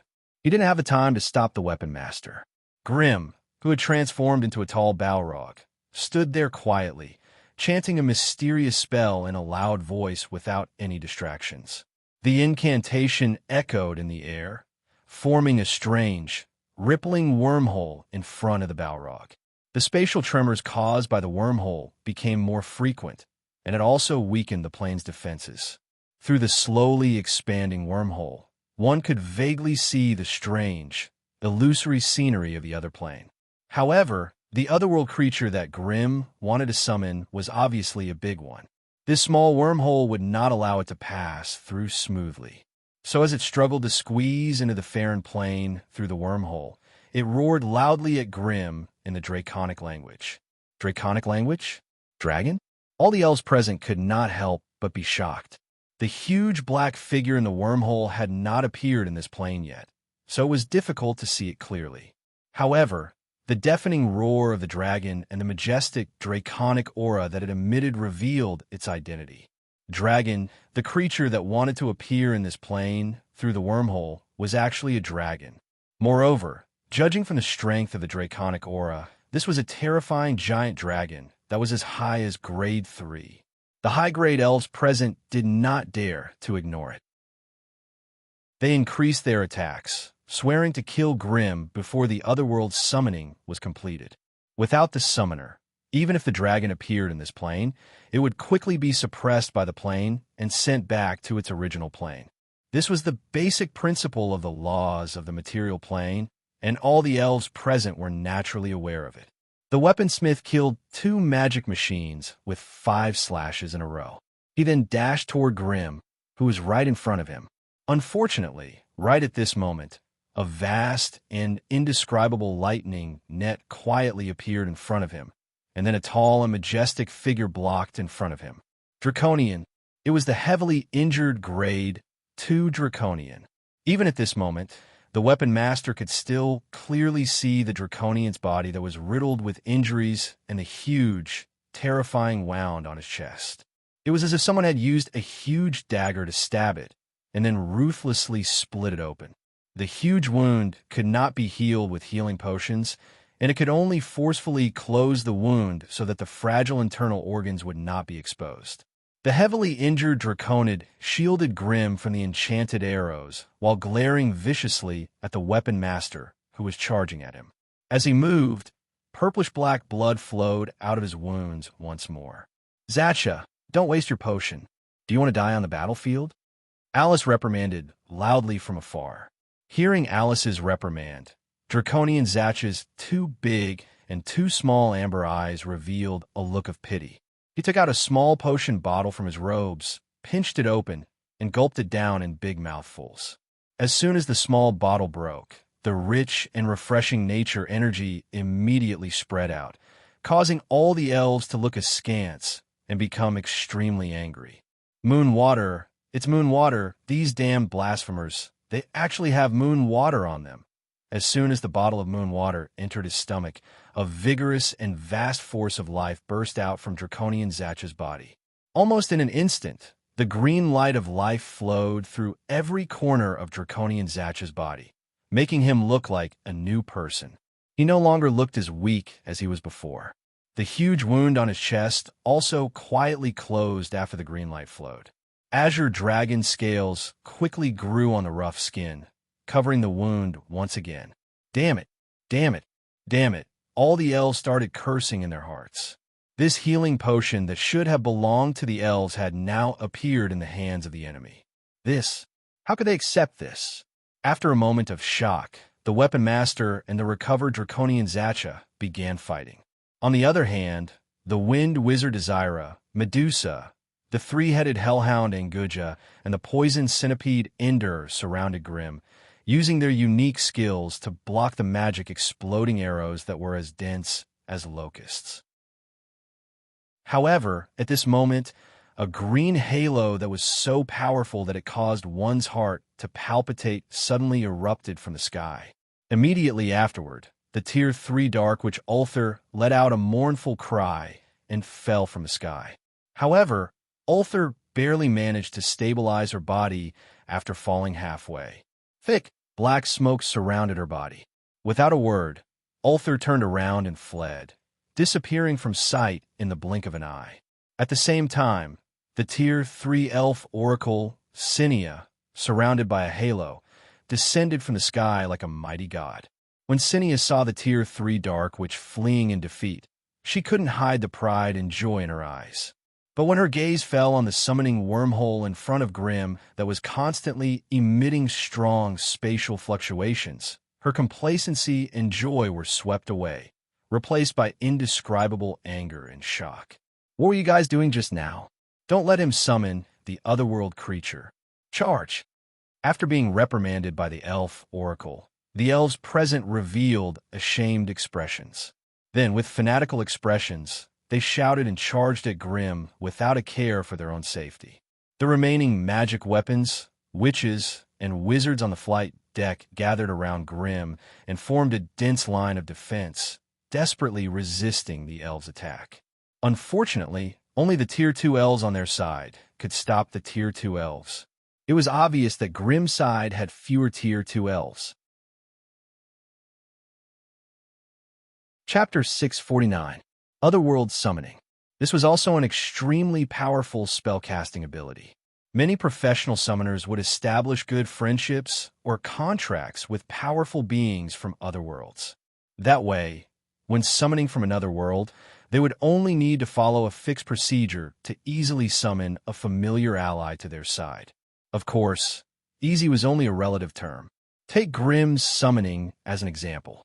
Although he had established a communication channel with the Thunder Dragon Arms through the witchcraft contract, it was still very difficult to cross the barrier between Lance and Farron to summon it to his side. On one hand, the Thunder Dragon Arms was a rank 3 existence, and on the other hand, the Plane of Fane was highly resistant to foreign beings. Fortunately, Grimm had the full cooperation of the Thunder Dragon Arms, as well as Alice's strange spatial ability.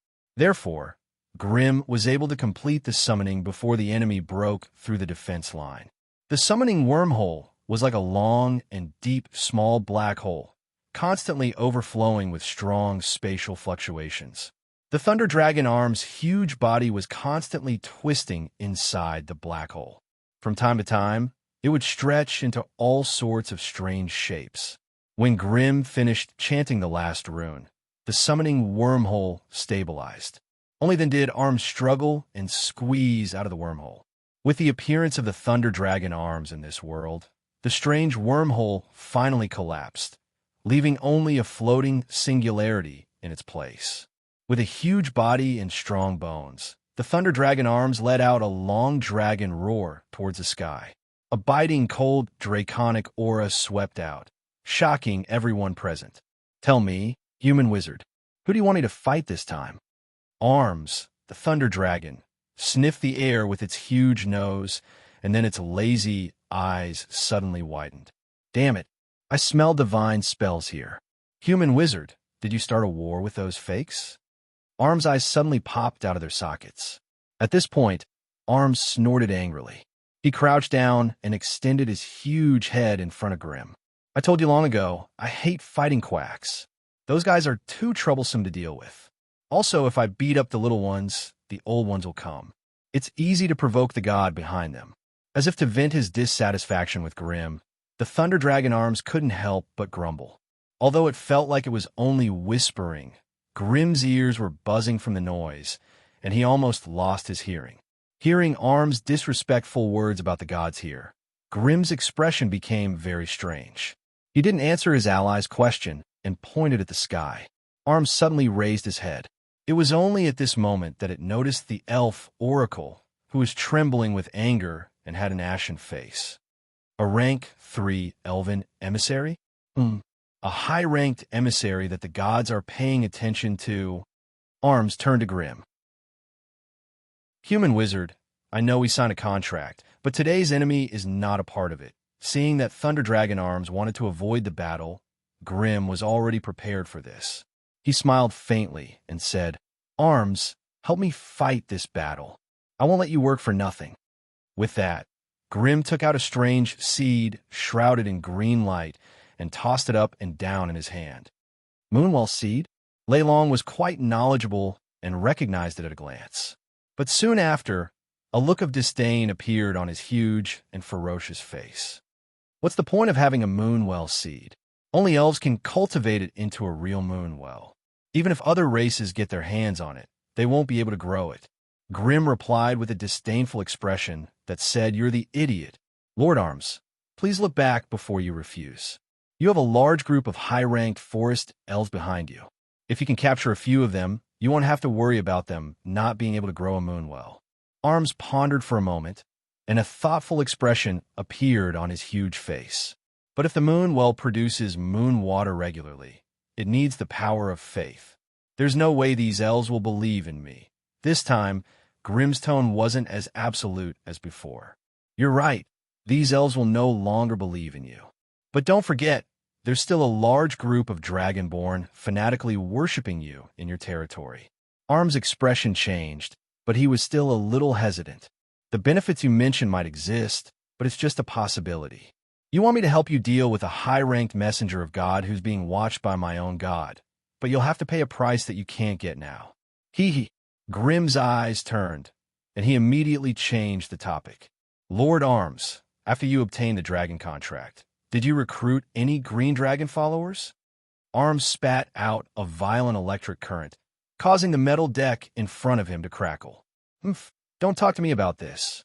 I've searched many places in Lance, but I can't find any traces of those ownerless green dragons. Arg, I'm so angry. If I can't find their habitat, what's the use of that stupid dragon contract? Grim smiled faintly. My lord, why are you so vexed? There are green dragons in this plane, and there are quite a few of them. What did you say? Lightning Dragon Arms suddenly let out a deafening roar. He suddenly straightened his huge body and raised his nose, carefully sniffing the smell of this strange world. This was a huge continent dominated by natural creatures, and the forest elves before him were the ones who dominated the continent. With Arm's keen sense of smell, he could naturally smell the aura of dragons from the elves at the head of the group. These elves definitely didn't have the bloodline of dragons, so the only possibility for them to be tainted with the aura of dragons was that they had been in close contact with dragons for a long time. As a dragon, Arms naturally knew that among the many types of dragons, there were a few branches that liked to be close to elves. Among them were green dragons and their upper races, emerald dragons and gold dragons. From this point, it seemed that Grim wasn't lying when he said that there were green dragons in this plane. A hesitant expression appeared on Arm's face. Grim sighed inwardly. All giant dragons were extremely greedy. He had already promised so many benefits, but the other party was still unwilling to give up until he saw the actual benefits. 100 kilograms of magic gems and 50 elven maids. Considering Armstrong's usual preferences, Grim could only endure the pain and try to cater to his preferences. Deal. Arm's eyes lit up, and he roared loudly. Leave this elven oracle to me. I promise I'll drive her far away, and she'll never appear on this battlefield again. Along with a deafening roar, Thunder Dragon Arms flapped its azure dragon wings with all its might. Dazzling lightning streaked across its body, and its huge body rose into the sky nimbly. Although the conversation between the two parties was short and quick, the surrounding elves and witches were completely dumbfounded. They were actually bargaining on the battlefield. Was this still the high and mighty dragon that they had always thought to be unreachable? The Thunder Dragon soared into the sky and fiercely swept its huge eyes over the terrified Class 1 and Class 2 elves. It roared again. Human sorcerer, seeing that you're so generous this time, I'll help you get rid of them. Arms opened his mouth and spat out a chain of lightning as thick as a pillar. Then he flapped his wings and pounced towards the elven oracle in the sky.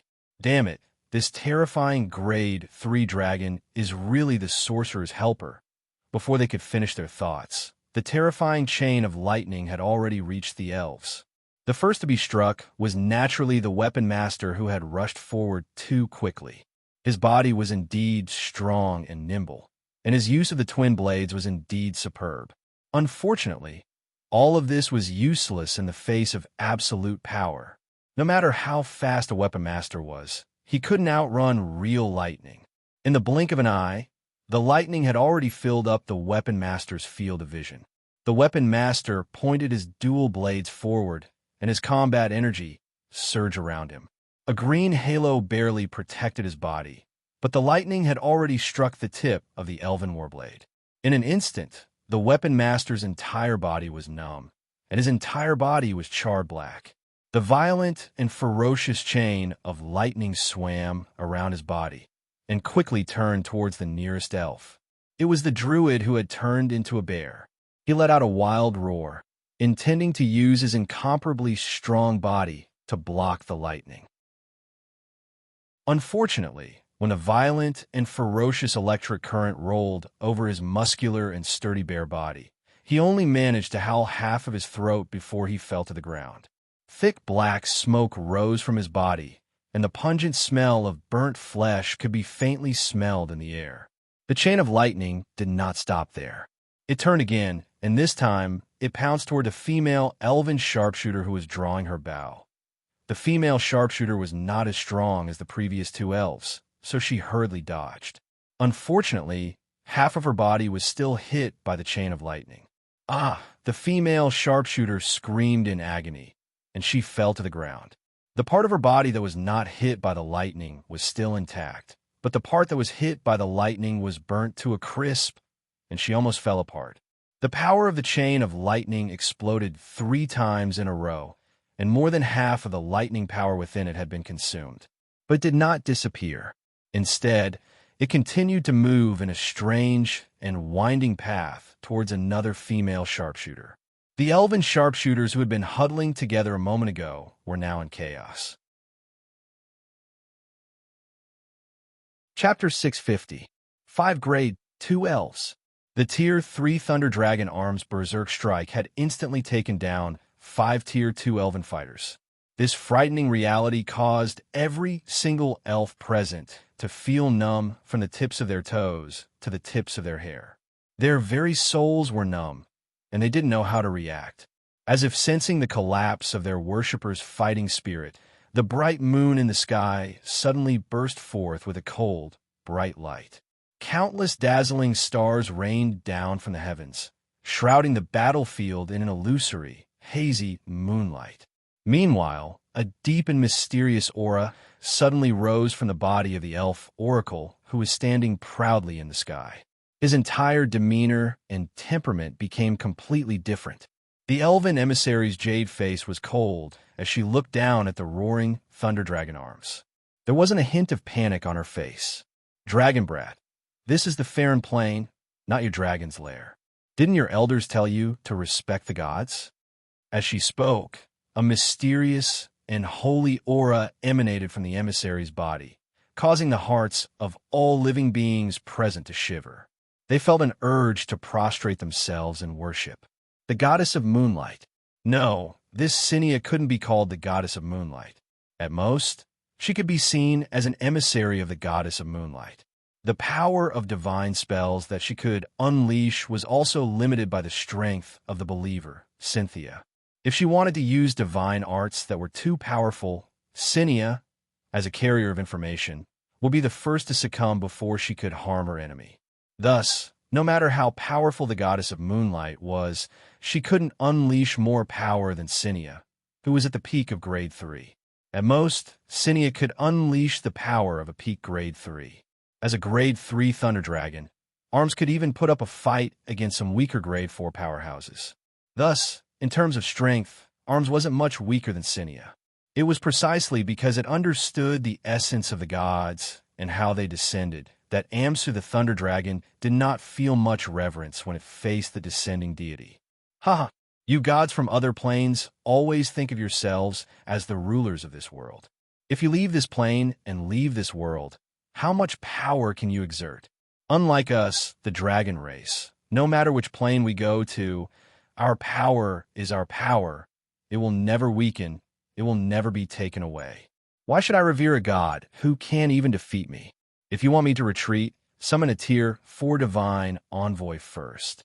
The arrogant words of the rank 3 Thunder Dragon caused the Moonlight Goddess to pale. In the Faron Plain, as lofty gods, there had never been a mortal who dared to be so rude and impudent in front of them. The Moonlight Goddess Miwei sneered and gently pointed with her delicate and beautiful hands. In the name of the moon, let the darkness forever obscure the vision of the creatures before me. The Tier 3 Thunder Dragon, Armstrong, roared madly as its vision darkened. It was shrouded in darkness, unable to see anything. Damn it, it's actually a god who has mastered the power of law. Go to hell. The Thunder Dragon Armstrong immediately roared and released a sky full of lightning, bombarding the place where the Moonlight Goddess had been standing.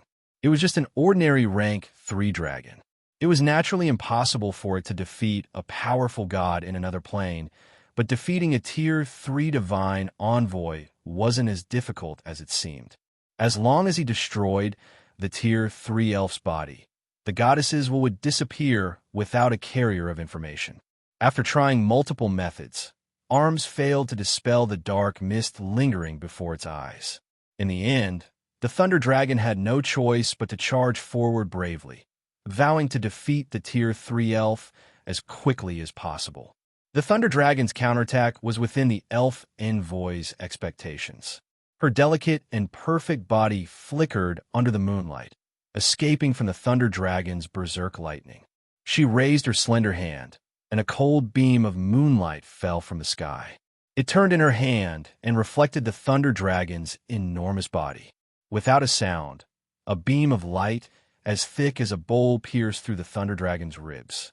It actually ignored the thundercloud barrier and the dragon's scales, piercing straight through its body. Roar! A long and mournful dragon roar sounded. The Thunder Dragon Armstrong flapped its wings and quickly teleported to its original position. It turned around and pounced at the elf envoy. In midair, a huge mist of blood sprinkled down from the sky.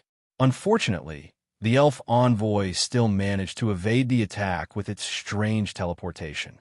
The Thunder Dragon Armstrong roared and activated its true sight to see the source of the elf envoy's power. Damn it, you're the Moonlight Goddess. This is your home turf. The Thunder Dragon Arms raised his head and roared at the bright moon in the sky. For the first time, he felt a trace of regret for offending the goddess of moonlight. He shouldn't have fought her in the moonlight. He shouldn't have fought her in the forest. With the help of the right time and the right place, the terrifying goddess of moonlight was able to unleash the strange ability of a pseudo-rank 4. This wasn't going to be easy to deal with. In the sky, the blind Thunder Dragon pounced on the Moonlight Goddess. Alice, who was standing on the floating warship and looking at the battlefield from afar, hesitated for a moment. She took out a small potion from her pocket.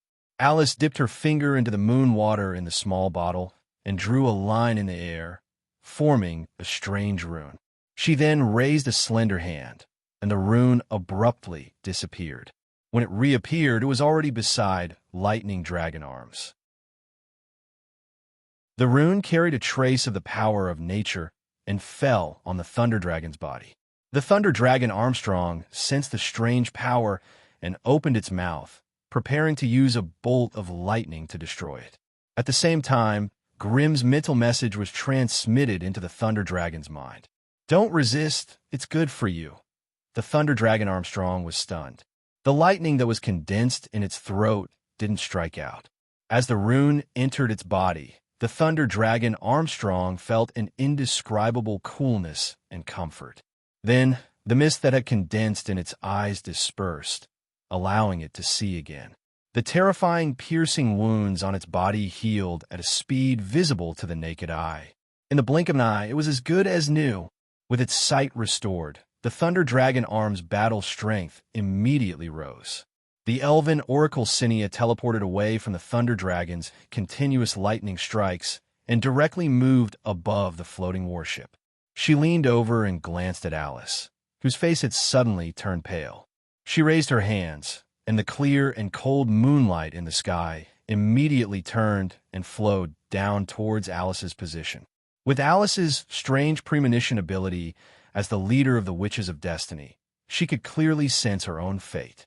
She wanted to teleport out of the Thunder Dragon's attack range, but under the illumination of the moonlight and starlight, her teleportation ability suddenly became sluggish and could no longer be used. Damn it, the starlight has the ability to confine space. Alice's resentful thoughts only flashed in her mind for a moment before the cold and deep moonlight silently fell on her head. If she had the strength of a second stage, she could forcibly teleport away even if the moonlight covered her body. But she was only at the first stage. Facing the attack of a fake fourth stage, she didn't even have the chance to fight back or dodge. She was about to be killed. The light in front of her dimmed, and the moonlight covered her head. The only thing Alice could do now was to close her eyes and wait for death to come. But her ears were filled with a strange, sizzling sound of corrosion, and she didn't feel the slightest bit of pain. As soon as Alice opened her eyes, she was surprised to find a tall, burning man with his arms folded and his body stretched forward. He was protecting her firmly under his body like a guardian. When the moonlight fell on him, it changed the impression that moonlight was cold and tranquil in everyone's mind. Instead, it was like a dreadfully strong acid, instantly corroding the body of the tall Balrog, leaving pits and hollows. The burning flames, and flowing magma were about to be annihilated by the corrosion of the horrifying moonlight. Grim! Alice cried out in pain. Even in the face of death, the tears that didn't fall finally rolled down her cheeks. Although Grim had turned into a flame demon, there were almost no vital points left on his body. But that didn't mean he wouldn't be hurt. When he turned into a tall flame demon, the body of magma was his muscles, and the flowing magma was his blood. Even if he didn't care about his life, the great pain that the body of a flame demon had suffered was unavoidable. Once the body of a flame demon melted, the consciousness hidden within would be corroded by the moonlight, and Grim would still be in danger of dying. Grim arched his back, using the thick magma to withstand the corrosion of the endless moonlight.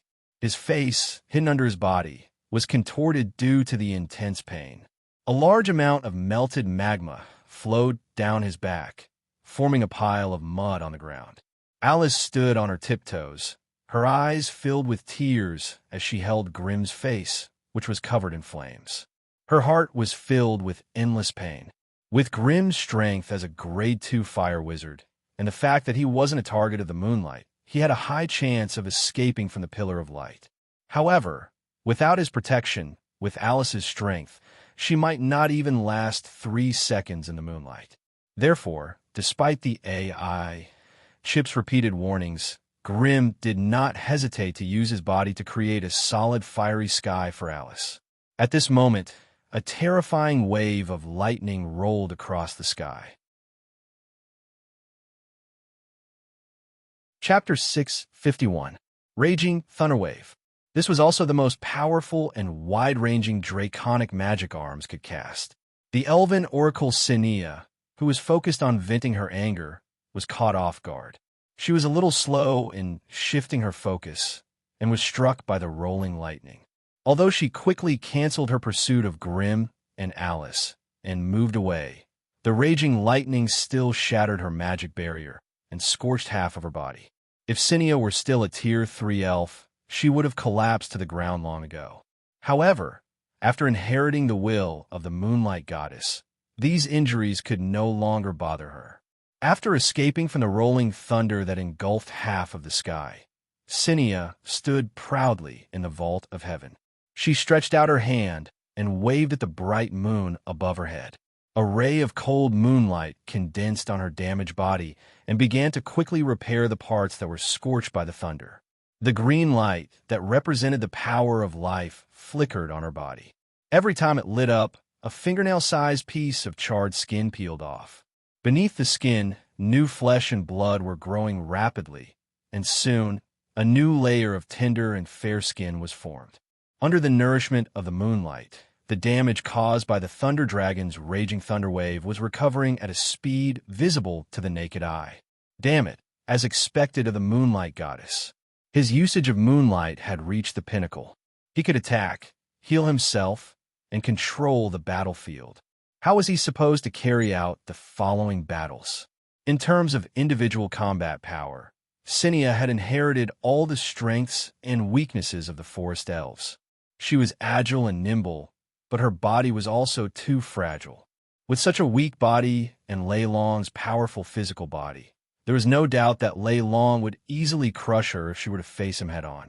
But now, with the special characteristics of the Moonlight Divine Power, Sinia could move freely within the range of the moonlight, and the moonlight she controlled had the property of ignoring defense.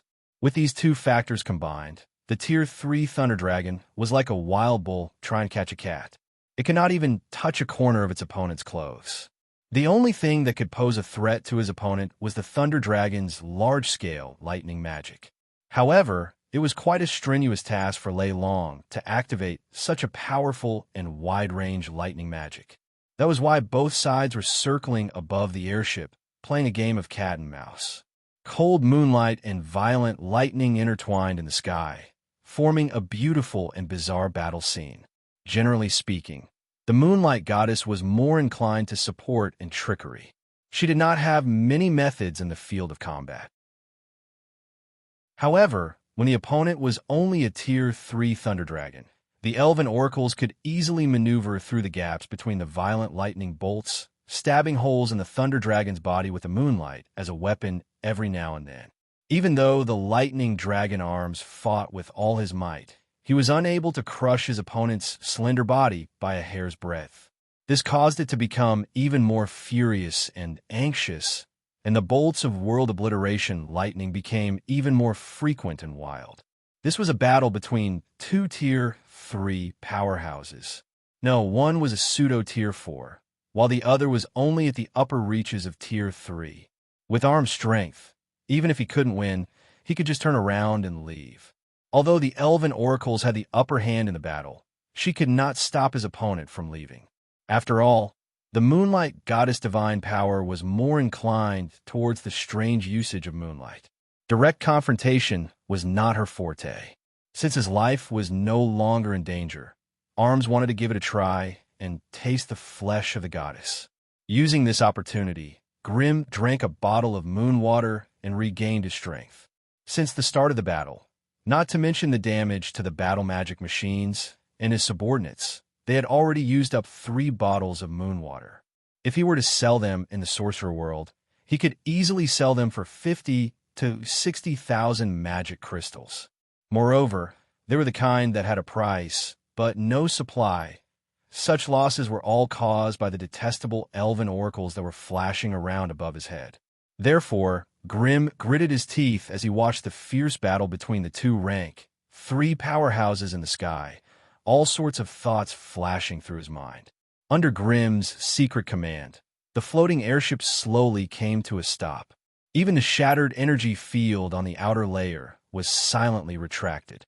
Silently and soundlessly, the berserk magical energy inside the airship converged and condensed. Suddenly, following Grim's command, a crack appeared on the deck of the airship, and a terrifying cannon with a diameter of 5 meters poked out. A muffled sound was heard. In the next moment, an energy beam as thick as a stone pillar shot out. Its target was the elven oracles who had just appeared out of thin air. In order to evade Thunder Dragon Arm's thunderstorm, Cinia had just completed a Star Moon teleportation and had just emerged from the blurry and illusory astral realm when she encountered this energy beam with an attack strength of 890 degrees.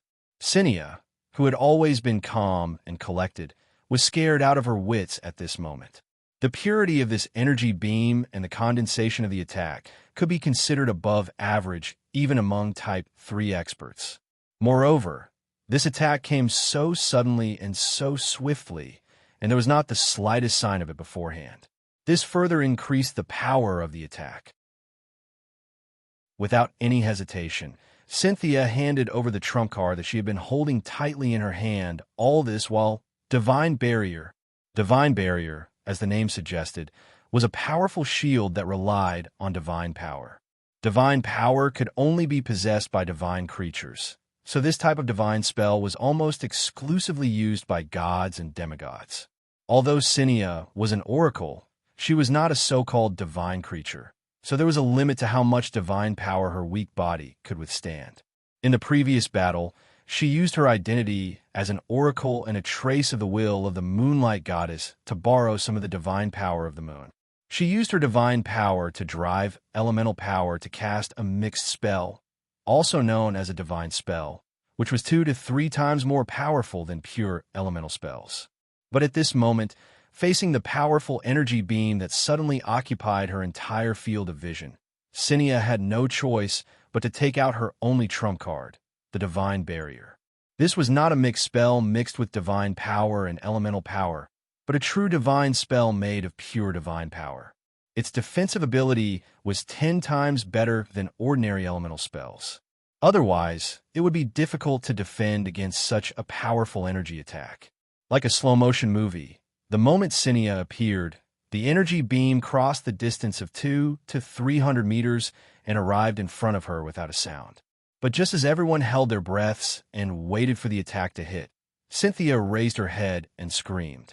A dazzling 5-colored divine shield appeared around her and completely wrapped her in it. The violent energy wave violently crashed into the divine barrier, causing countless energy explosions on the surface of the 5-colored barrier. But no matter how much the energy beam raged, The translucent barrier that was as thin as an eggshell did not budge at all. Under the same circumstances, if the divine barrier was replaced by any other Tier 3 defensive spell, it would not even last 3 seconds before exploding. Despite that, the divine barrier was able to withstand the most powerful attack from the magic cannons of the floating airship with its powerful defensive capabilities. After the cannon shot, everyone was shocked. The elves did not expect the floating warship to have such a shocking trick up its sleeves. On the other hand, Grimside did not expect that the Tier 3 Oracle of the Elves could block such a terrifying attack. The energy beam pierced through the void and left a dazzling mark that lingered for a long time. The Oracle of the Elves, Cinia, hid behind the divine barrier with a pale face. Obviously, she had not recovered from the shock just now. She was only Tier 3, so the power she could borrow from the goddess's power was limited. This divine barrier had almost exhausted all the divine power in her body. If she continued to fight with the Thunder Dragon, the power she could use would drop from pseudo-Tier 4 to Tier 3, and it would be extremely difficult to suppress it. What made her even more uneasy was whether the airship beneath her could continue to fire that kind of powerful attack. If the opponent still had the strength to fire another attack, then today's battle would be really dangerous. The Thunder Dragon arms, who had been pouncing on the Oracle of the Elves but could not even touch her clothes, immediately roared in excitement. One more shot. One more shot. Her divine shield won't be able to withstand the next attack. Grim could do nothing but roll his eyes at the dragon's roar. After all, the floating airship beneath him was only carrying an ordinary spatial furnace, and not the magical furnace overseen by the Tier 3 brain monster, Gazruvi. That was why after firing such a powerful attack, the core of the floating warship had suffered multiple elemental explosions and energy leaks. All the gnome engineers and technicians were commanding a large group of construction machines to repair the internal damage of the floating warship. Under such circumstances, the magic cannon would not be able to fire a second shot no matter what. That was why Grim, who knew the inside story, could only shake his head and smile bitterly at Arms yelling. Lord Arms, that Oracle of the Elves seems to have exhausted her divine power? Grim asked. Chapter 652. On the other side of the battlefield, the Elven Oracle was also taking turns to look at the Thunder Dragon and the floating warship. Black smoke billowed from the floating warship, and the sounds of explosions could be heard continuously. It seemed that the energy attack just now had caused great damage to the warship. However, she did not know if this was true or not, and could only guess silently. If she guessed wrong and was attacked by the floating warship and the Thunder Dragon again, she would not be able to escape unscathed even if her divine barrier did not disappear. Of course, the goddess was immortal, but the same could not be said for the oracle. Thus, Cinia could not help but hesitate between advancing and retreating. As if sensing the turmoil and hesitation in her believer's heart, the will of the moonlight goddess residing in Cinia's soul suddenly became abnormally angry. The blasphemer was right in front of her, but her believer was hesitating. This was a great humiliation to the moonlight goddess. Cinia silently sensed the cold will of the goddess behind her, and her heart was filled with fear. She no longer dared to hesitate. She clasped her hands together, and an instant nature spell suddenly shot towards Grim on the floating warship. She could tell that in today's battle, this ordinary-looking Tier 2 sorcerer was the core character of the enemy's camp. Whether it was the evil witches with special abilities or the Grade 3 Thunder Dragon that had crossed over from another world, they were all controlled by the Grade 2 sorcerer behind the scenes. Furthermore, Cinia could vaguely sense traces of moonlight divine spells in this wizard's body and soul. This was sufficient to prove that this was the blasphemer that the goddess had sent her to chase after. As an elven oracle, she was usually of high status, and could even talk to the elven queen as equals. But she had no choice. In this situation, even though the outcome of the battle was unclear, if the goddess was angry, Cinia could only abandon her own safety and resolutely carry out the will of the moonlight goddess. Thus, a new battle immediately broke out.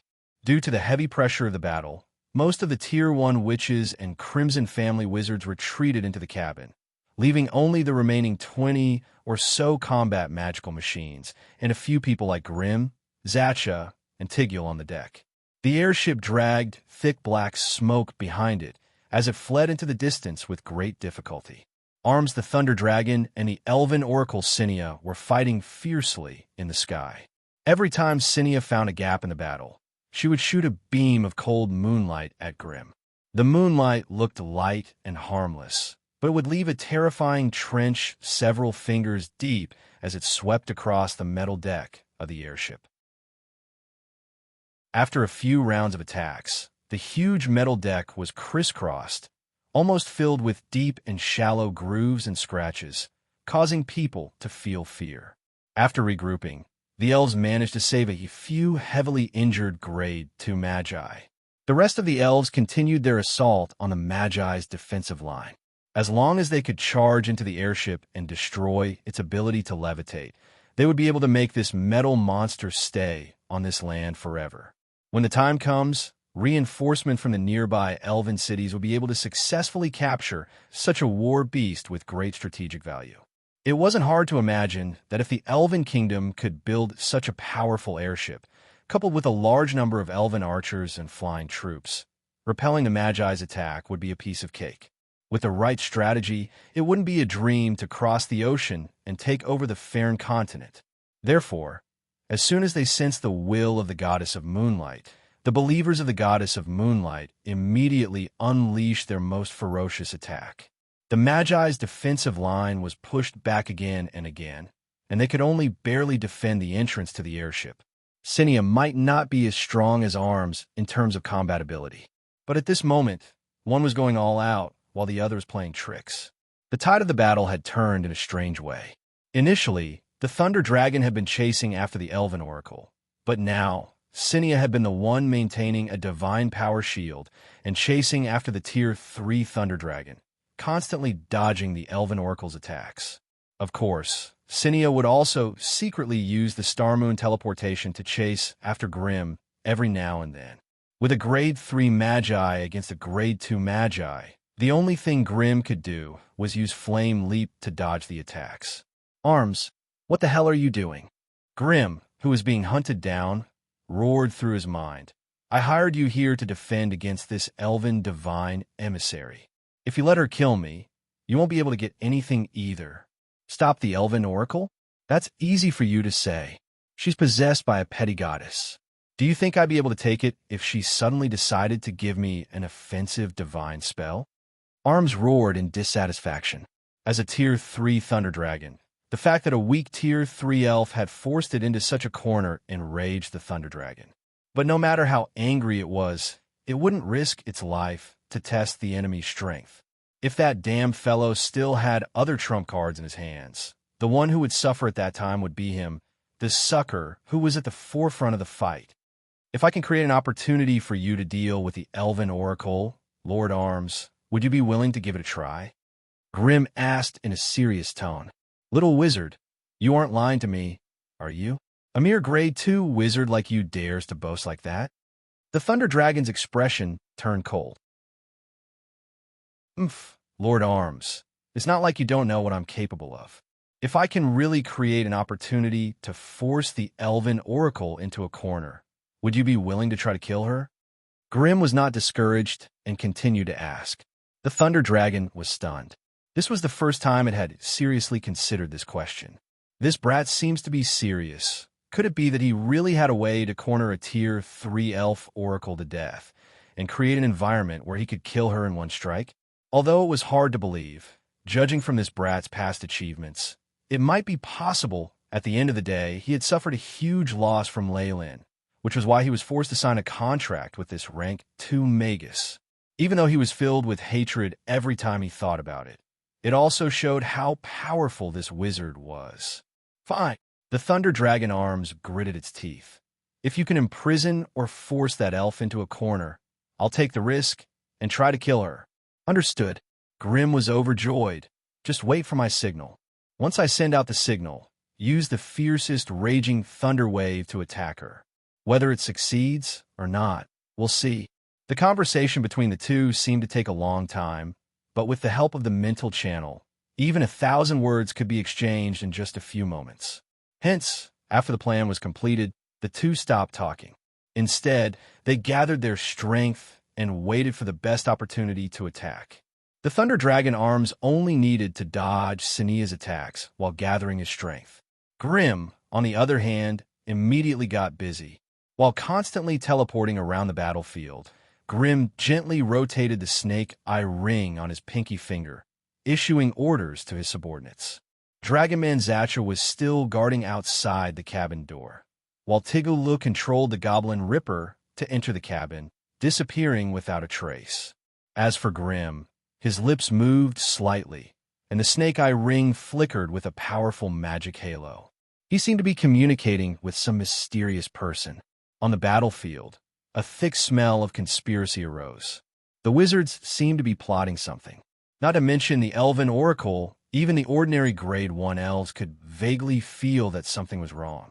However, looking at the entire battlefield, they couldn't find the source of the danger. Therefore, apart from increasing the intensity of their attacks, there was no other way to relieve the pressure in their hearts. After the conversation with the mysterious figure, Grim's confidence was boosted once again. He moved to the side of the terrifying Balrog and stood shoulder to shoulder with it. Once again, he used a fierce fire spell to cause chaos among the elves. Grim's powerful burst of power attracted the Elven Oracle's attention once more. She gritted her teeth and used 3 rays of cold moonlight to force the Thunder Dragon to dodge. Then, she raised her head and waved her hand. A beautiful ray of starlight fell on her body, and in the next second, she disappeared without a trace. It was that Star Moon teleportation again. But where would she choose to appear this time? Seeing the Elven Oracle disappear, the wizards on the battlefield could not help but be on tenterhooks. Even the Grade 2 Dark, which hurriedly hid in the shadows to avoid becoming the Elven Oracle's first target. However, only Grim was certain that the Elven Oracle would choose to attack him. This was because killing Grim was the only way to end the battle quickly. Therefore, the moment the Elven Oracle disappeared, Grim's black pupils emitted a cold glint. His entire mind was stretched taut as he silently waited for Alice's message. He did not have the ability to detect the high-grade spell of a Grade 3 Oracle. He could only rely on Alice's accurate prophecy. In order to predict the position of a Tier 3 Oracle blessed by the goddess, Alice would have to pay a hefty price. 15 steps to the right, behind you, at XXX, finally, Alice's urgent voice sounded in the mental channel. From her voice, her throat was completely hoarse, and she seemed to be slightly weak. Grim did not dare to hesitate. He used his fastest speed to send a series of commands to different people in different positions. As for himself, he jumped out at an even faster speed. At the same time, a laser-like cold moonlight streaked across his previous position, leaving a deep mark on the deck.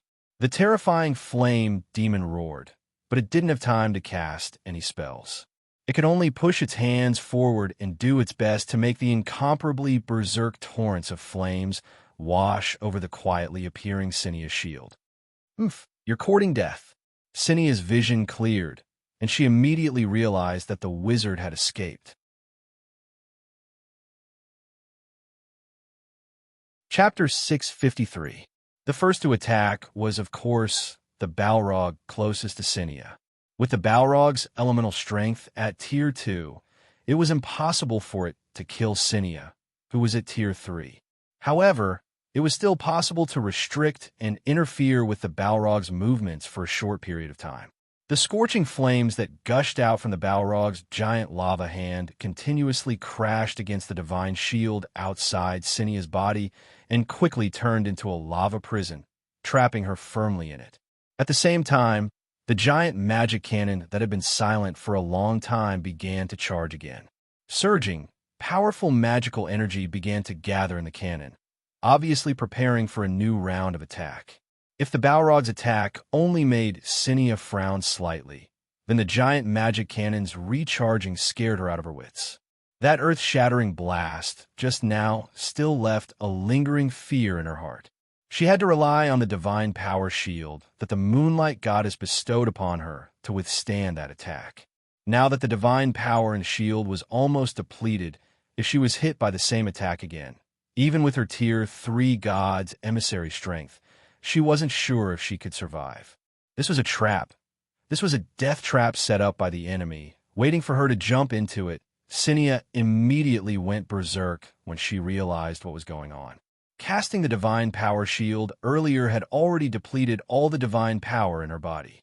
Now, she was relying on the divine power flowing through the path of faith to support her in battle. After all, this wasn't the central mountain range, and it was too far away from the main temple. Moreover, there were no large moon prayer altars nearby, so it was wishful thinking to use these mysterious buildings to expand the path of faith. Therefore, even if the moonlight goddess fully supported Cinia and didn't stint on the consumption of divine power, it was still very difficult to transmit divine power to the main temple through the divine kingdom, and then from there through the path of faith. If transmitting divine power was already so difficult, transmitting a divine spell would be even more difficult. Therefore, the divine envoy's individual combat strength would often fluctuate greatly depending on her location. The Jinthalor camp was far away from the central mountain range, located at the edge of the Kalan continent, which severely limited Cinia's combat power. If the battlefield could be moved to the vicinity of the central mountain range's main shrine, it would be normal for Cinia's combat power to soar by 3 to 5 times. However, Cinia clearly did not have such conditions at this moment. Hence, when she suddenly saw the enemy's meticulously prepared trap for her, this Tier 3 Elven Oracle immediately unleashed her full strength. With a snap of his fingers, thousands of dazzling, colorful rays of light suddenly shot out of the magma prison that was made of steaming flames and crimson magma. These rays of light, which were formed from divine power and moonlight, suddenly spun rapidly and instantly sliced the lava prison into pieces with a terrifying cutting force. Because the terrifying flame devil was too close, the 5-colored light penetrated its body, and it was also burned along with it. Meanwhile, Cinia strode out of the rising sea of flames and lava fragments, her eyes filled with killing intent as she stared at the magic cannon that was still charging quickly. As she let out a terrifying scream that tore through the clouds, the most condensed beam of cold moonlight so far shone down from the full moon hanging high in the sky, striking the point where the energy of the magic cannon was the most concentrated. After completing this vengeful strike, Cinia immediately teleported away from the giant floating ship as fast as she could, and slowly appeared in the sky, half a mile away. Behind her, the magic cannon that was destroyed by the moonlight suddenly erupted with a blinding light, and quickly triggered a chain of energy explosions. Based on the magical energy contained in the previous shot, the destruction of the magic cannon this time would cause the entire floating ship to explode into a huge cloud of steel fireworks. But after escaping from the floating ship, Cinia, who was confidently waiting to enjoy the beautiful fireworks that were rarely seen in the world, turned around in the next moment in shock and found that the floating ship was still intact, floating 200 meters above the treetops in the sky.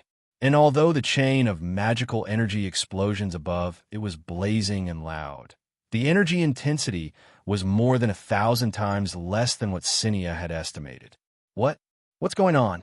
But just as she was deep in confusion, Cinia's body suddenly trembled, and she abruptly looked up at the huge moon hanging high in the sky.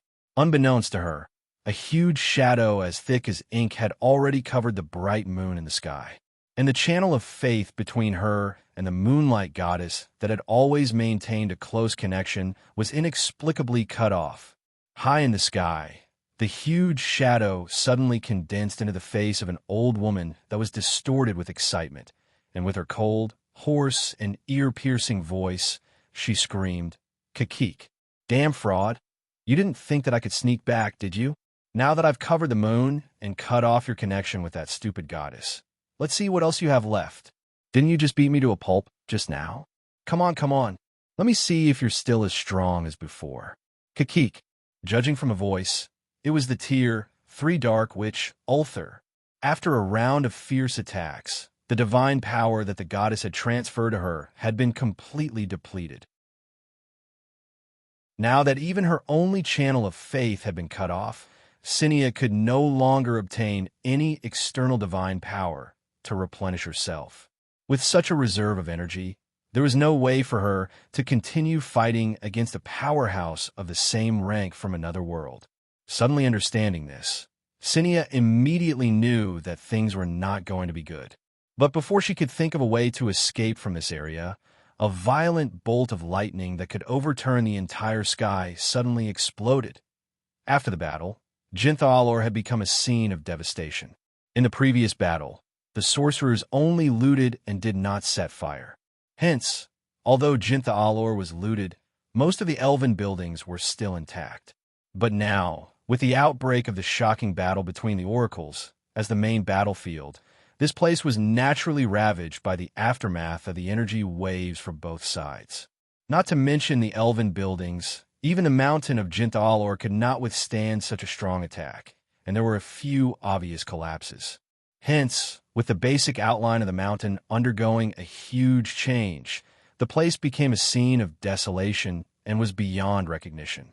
And from now on, the name Jintha would no longer exist. After the battle, the internal damage of the ship was simply repaired, and the giant floating ship dragged its broken body and fled overseas. This battle had undoubtedly brought great damage to the giant floating ship, causing it to no longer be able to fly high above the clouds to avoid the eyes of the elves. Moreover, there was a thick black smoke that stretched for several kilometers behind it, making it difficult to hide even if it wanted to. Fortunately, they had taken down Jintha and repelled the temple guards sent by the Moonlight Goddess. Hence, there were no armed forces within thousands of miles of Jintha that could threaten the giant floating ship.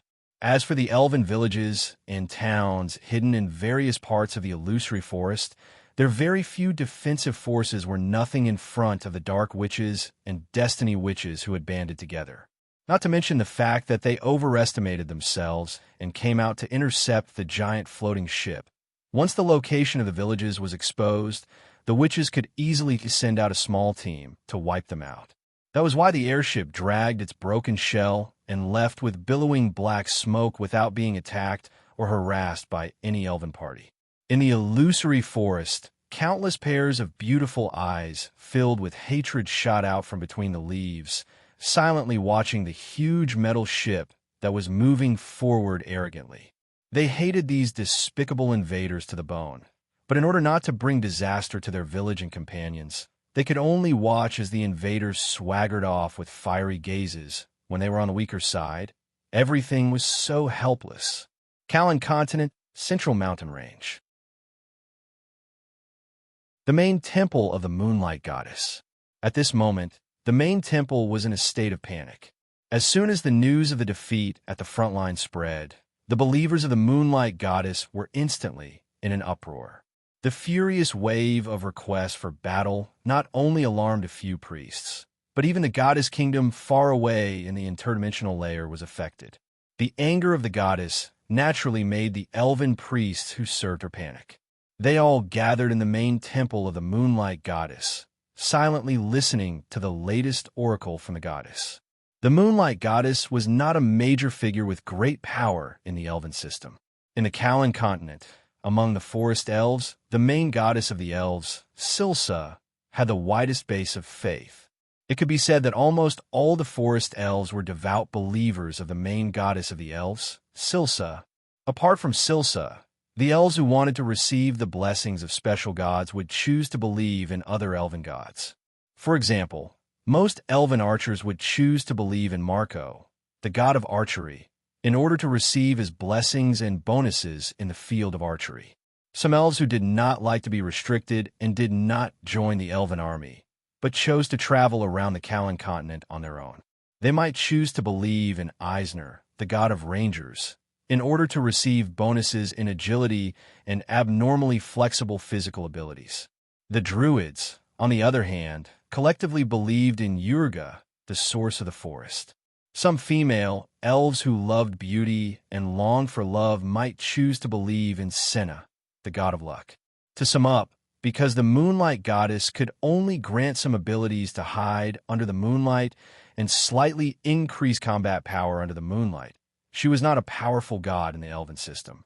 Perhaps there were many elves who chose to believe in the moonlight goddess, but there were very few who would become devout believers of the moonlight goddess.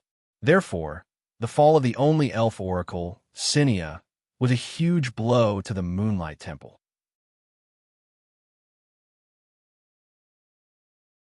Chapter 654, Callan Continent, Central Mountain Range. The main temple of the Moonlight Goddess. As the will of the goddess descended on the tall statue in the center of the temple, the entire Moonlight Temple was hidden in a faint shadow of the moon.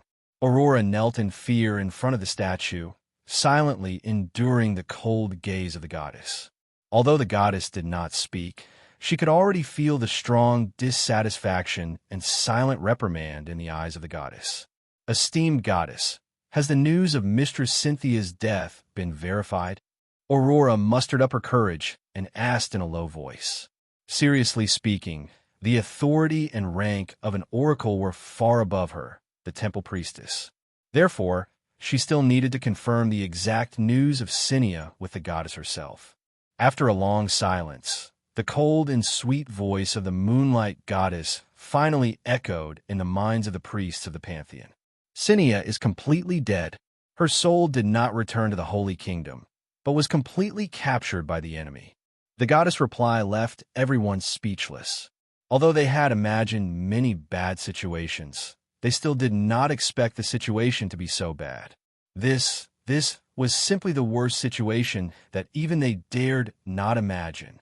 In the entire elven system, the Moonlight Temple could only be regarded as a small sect. A grade 3 oracle was already the strongest force they could send out.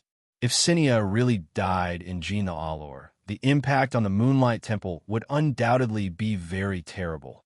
And it was also something that a small temple priestess like her could not even imagine. The Moonlight Temple had already inquired about the witch disaster. The only grade 4 powerhouse sent by the evil witches was stationed on Shadow Island and did not rashly enter the Callan Continent. In order to deal with this pale grade 4 witch, the major temples had selected elite guards and powerful elven oracles to guard the front line, closely monitoring the other party's every move.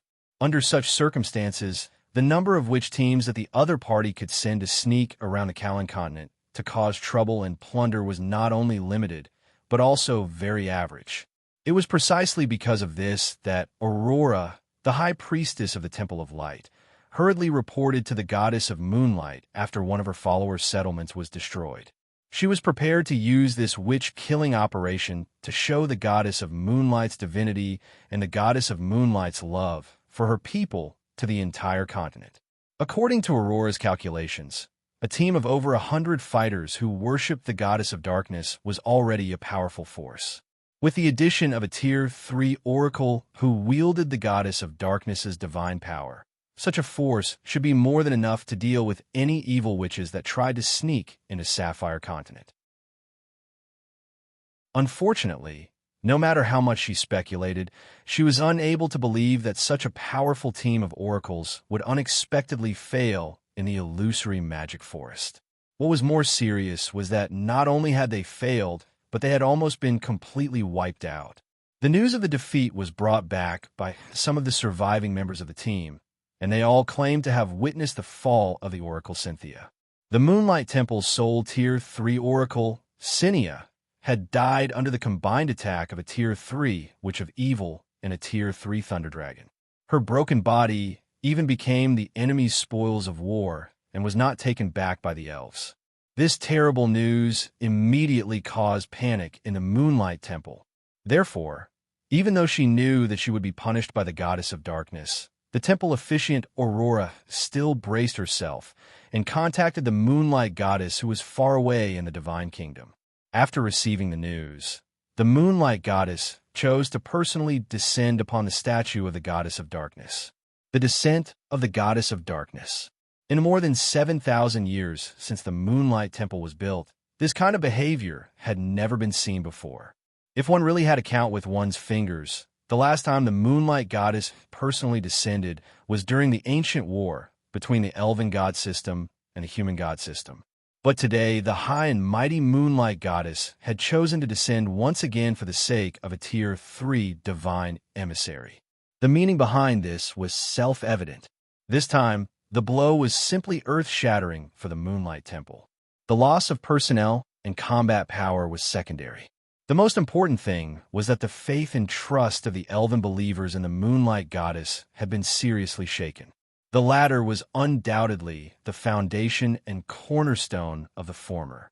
For a large force like the Elven Temple, the loss of 100 or so fighters might not be a big deal. But for the small Moonlight Temple, it was as if their backbone had been broken. It was a pain that pierced through their bones.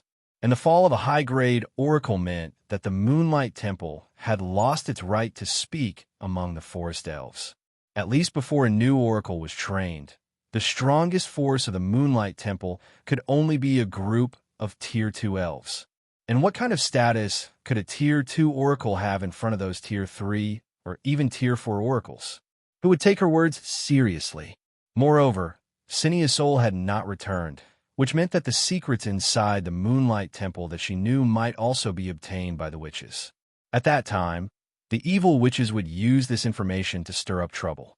The damage to the Moonlight Temple and the Moonlight Goddess would undoubtedly be greater and more troublesome.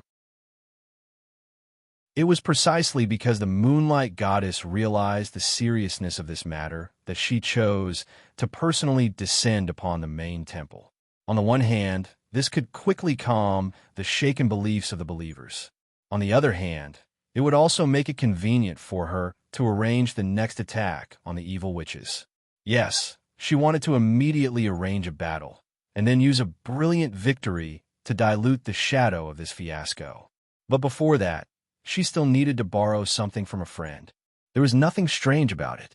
Even in the divine realm, the gods had all sorts of strange relationships with each other. Like mortals, the high and mighty gods would also inexplicably become friends with another true god, or inexplicably become enemies with another true god because of their priesthood and character. In the elven god system, the relationship between the Moonlight Goddess Mivi and the forest origin Yurga was particularly close. The relationship between the two was like that of brother and sister. Yurga was the elder brother, and Mivi was the younger sister. Although the two male goddesses were not related by blood in the secular world, they naturally had a sense of closeness because of the affinity between their priesthoods. The forest origin Yurga was an elven god that all the druids in the elven kingdom chose to believe in, so he was a Tier 5 true god with a fixed group of believers. His priesthood, in addition to nature, druid, flora, and fauna affinity, also included forest. And the Moonlight Goddess Mivi also had a forest in her priesthood. If this was the evil god world, this kind of conflict between priesthoods would definitely lead to a terrifying and bloody war between the gods. It would only end when one side completely grasped control of the priesthood of the world. But in the peaceful elven god system, not only did the overlapping priesthoods not cause a war between the forest origin Yurga and the Moonlight Goddess Mivi, but it also inexplicably brought the two gods closer to each other. According to some ancient myths and legends, the forest origin Yurga's predecessor was the first Tier 4 great druid born in the Faern Plain. In order to continue protecting and giving back to the illusory magic forest after his death, he asked his descendants to bury his body under the tallest oak tree. And his deeds, when he was alive, deeply touched many people who came after him, and he became the object of worship for the new druid community. Finally, after the passage of thousands of years, a huge amount of faith power gathered under the tall oak tree, and thus formed the current forest origin Yurga. As for the Moonlight Goddess Mivi, she appeared 2,000 to 3,000 years later than the forest origin Yurga. It seemed that her appearance was partly due to Yurga's active guidance and participation. So after Mivi's consciousness and will were born, she naturally saw Yurga as her elder brother. Their relationship was also closer and purer than the other elven gods. Of course, the two gods' main bodies were sitting high up in their divine kingdoms. Their usual interactions and communication were either through divine will or through avatars. The chances of them using their main bodies were very low. If they did not have absolute trust, no god would use their main body to enter the divine kingdom of another true god. This was because a true god's divine kingdom was equivalent to an extension of his or her divine power domain. In this domain, even a true god who was a few ranks higher than him or her would not be able to shake his or her authority and power. So even if a tier 6 over god entered a tier 5 true god's divine kingdom, it was equivalent to putting his or her life and soul in the hands of the other party. The risk involved was so great that no god dared to try it lightly. So after the Moonlight Goddess arrived at the Moonlight Shrine, with just a thought, she had already contacted another druid holy land in the central mountain range, the Emerald Dream. This was a mysterious and quiet green meadow. In the center of the green meadow stood a towering oak tree that reached into the clouds. This ancient tree was so tall and majestic that it simply exceeded the imagination of mortals. Just the ancient tree's swaying trunk alone was tens of meters thick. The huge canopy that stretched out like an umbrella was verdant and abnormally lush. At a glance, one could feel the exuberant vitality. As the birthplace of Yurga, the source of the forest, this tall oak tree naturally became the favorite gathering and living area of the druid community. In the forest around the tall oak tree, there were hundreds of druids of different ages and ranks. When the goddess of moonlight Mivi's arrived and turned into a beautiful elven maiden, the tall ancient tree shuddered slightly. Then, an old man draped in clothes woven from green vines walked out of the tree. "Welcome, Lady Mivi." The old man held an oak staff in his hand. His face was old and unsophisticated, and his skin was bronze. His head was covered in braids of various sizes. Tied at the end of each braid was a seed, or an animal tooth, or a small pebble, or something strange like that.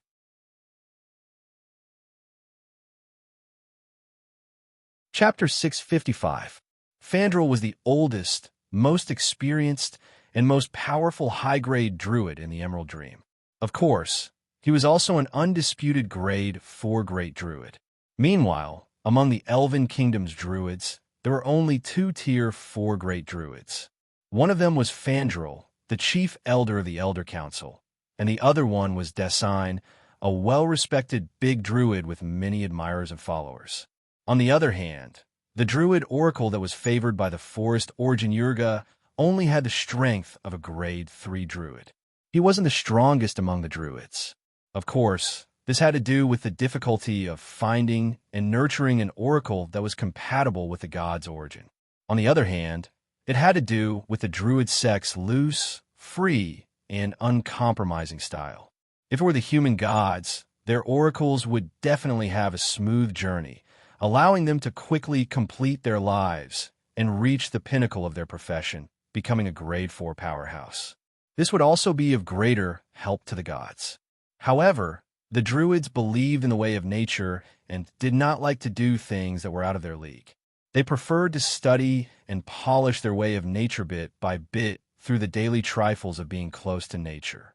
Hence, 400 years ago, when the previous druid oracle died of natural causes and his soul returned to the oak tree, this newly promoted druid oracle slowly rose to grade 3. If he wanted to become a tier 4 grade druid, he would need at least 200 to 300 years of training. Fandral, I wish to see Lord Yurga. Although she had become a true god, the Moonlight Goddess still treated Yurga's divine servant with the utmost respect, like an elf girl seeking guidance. "My apologies, Lady Mivi." Fandral shook his head regretfully. Lord Yurga has fallen into a deep slumber. It is estimated that he will not respond to any calls from the outside world for the next 300 to 400 years. This was actually a huge after-effect of Yurga, the forest origin Yurga's path to godhood. Strictly speaking, Yurga, the forest origin Yurga, was a divine creation formed by the combination of the boundless magic forest life force and the soul of the legendary Great Druid. Although he had the support of the Druid community, Most of his faith came from the vast magic forest. If Urga, the source of the forest, was too active, it would consume the vitality of this magical forest. If he chose to hibernate, he would be able to reduce the demand and consumption of this huge forest for his divine kingdom. This would also be beneficial to the development and expansion of the magical phantasm forest. That was why Urga, the source of the forest, had developed this habit. He would hide somewhere in a magic forest and fall into a deep sleep, no longer responding to the prayers of the druid believers and natural creatures. Unknowingly, this druid's oracle had become the most pitiful of all the oracles. Not only were they often unable to find their own gods, but most of the time, their prayers and pleas were like stones thrown into the ocean, with no response at all. Fortunately, druids were known as the sons of nature of the magic forest. They could passively receive nourishment from the magic forest's mana and soul. The magic forest itself seemed to be able to respond to the druid's oracle's need for divine power. Although they could not be as extravagant as the other oracles, they could still respond to every request. Moreover, their power and effectiveness were among the best among the oracles. Hearing that the forest origin had once again fallen into a deep sleep, even the moonlight goddess could not help but smile helplessly. Just when the moonlight goddess thought that she was going to return empty-handed, the great druid Fandral smiled and replied, "Don't worry, Madam Mivy." Although Lord Urga is in a deep sleep, before he fell asleep, he had given an order for the druid order to assist you with all our strength. So, if you have any difficulties, the druid order is willing to share your burden. Really? At this moment, even the moonlight goddess was overjoyed. Within the Elven Kingdom, nearly 40% to 50% of the druids chose to join the Elven army, becoming the main spellcasters of the various elite Elven armies. In addition, 10% to 20% of the druids chose to travel freely and live in seclusion, rarely getting involved in the affairs of the world. As for the remaining 30% to 40% of the druids, they closely united around the Druid Elder Council and formed the Druid Order, becoming a strange religious armed force. But these druids who were willing to join the druid sect were all experts in their own fields. They were the cream of the crop in the industry. Even the Elven Kingdom had to invite the masters of the druid order from time to time to act as instructors for the druids in the army. Therefore, the druid order in the Emerald Dream was full of talents and had a good reputation throughout the Callan continent. With the affirmation of the great druid, the consciousness incarnation of the moonlight goddess Mivy became more and more excited. She immediately pulled Fandral and began to discuss the matter of joining forces to kill the evil witches. Soon, up to 200 druids joined the camp of the Moonlight Temple and began to cooperate with the believers of the Moonlight Goddess to search for traces of the evil witches. At this time, the originator of all evil, the heavily damaged giant floating ship, had already dragged its remains back to the isolated island in the sea. This place had just experienced a war and was in a difficult and long period of recovery. When Grimm led the witches down from the floating ship, what they saw was a bloody battlefield full of desolation and corpses. Between the rugged black rocks, there were grotesquely shaped corpses of the sea folk. Yes, they were indeed the corpses of the sea folk. These dead sea folk were covered in disgusting wrinkled skin and fine scales. Their bodies were also covered in a layer of slippery mucus. They had long and narrow heads and humanoid bodies, but the ends of their limbs and most of their bodies were covered in fish scales. Their legs seemed to have evolved from some kind of fin. They were soft and not as strong as land creatures, but they could still support their ugly and disgusting bodies. Seriously speaking, their appearance was somewhat similar to the marsh fishmen that Grimm encountered in the Lance Plain. However, the marsh fishmen were more like humans, and these sea folk still had obvious traces of sea creatures. Grimm looked at the corpses of the sea folk and found that most of them were killed by metal bullets. Their bodies were very flexible, and they had protective mucous membranes. These were the prerequisites for them to be able to land. But correspondingly, Their bodies were too soft, and the fish scales were too thin. They could not defend against hard weapons. Not to mention the powerful metal bullets of the battle magic machines. Even a small rock thrown at them would cause considerable damage to their bodies. Using the AI chip's scanning and X-ray ability, Grimm secretly shook his head and sighed while examining the internal structure of the ocean warrior's body. How could they be qualified as sea folk with such body conditions? Their legs were weak, they could not run fast, and they did not have any sturdy armor or weapons. At least, beside the dead sea folk, Grimm only saw a few crude spears made from coral at the bottom of the sea. These sea folk could only win with numbers. When Grimm stood up and looked at the sea around the island, he saw countless floating corpses and ferocious sea creatures that swam and devoured them. As if shocked by the huge metallic body of the floating ship, the chattering and whistling sounds on the surface of the sea suddenly stopped. Grimm even used his sharp vision to see the silhouettes of many sea folk sneaking back into the deep waters. To humans, the sky was a mysterious realm that they could not reach. To the oceanic empire and the sea creatures, the land was their unreachable sky. As for the real sky, it was like the universe beyond the sky. It was a terrifying realm that they did not even dare to imagine. The nobles and sea folk spellcasters might be greedy and have thoughts of plundering the land. But to the sky, most of the intelligent sea folk did not dare to have any evil thoughts other than reverence. Therefore, to such a huge metal mountain that could easily control the sky, the sea folk could not find any other feelings other than fear. Grimm had arranged for another powerful magic machine warrior, the Goblin Army, to stay on the island, and a small team of magic machines led by it. After Grimm returned to the island, he immediately listened to the detailed report of the situation from the goblin. After listening to the goblin's detailed description, Grimm learned that in the 20 days since he left with the floating ship, the island had been besieged by the sea folk's army more than 10 times. In the first large-scale attack, there were no less than 20 rank 1 and rank 2 sea folk powerhouses. Of course, these grotesque and ugly sea folk experts were all taken care of by the goblins who had pseudo-grade 2 strength. After killing 5 sea folk powerhouses, including 2 rank 2, the rest of the sea folk scattered and no longer dared to fight with the goblin on land. When the goblin reported to Grimm, he emphasized his evaluation of the sea folk powerhouses. There was only one word to describe them: weak. To be honest, after accompanying Grimm to 2 or 3 planes, although this newly promoted goblin had the basic strength of a rank 2, he was still lacking in various aspects. But in his eyes, the individual strength of these rank 2 powerhouses in the Farin Plane could not even compare to the rank 1 elite sorcerers of the sorcerer world.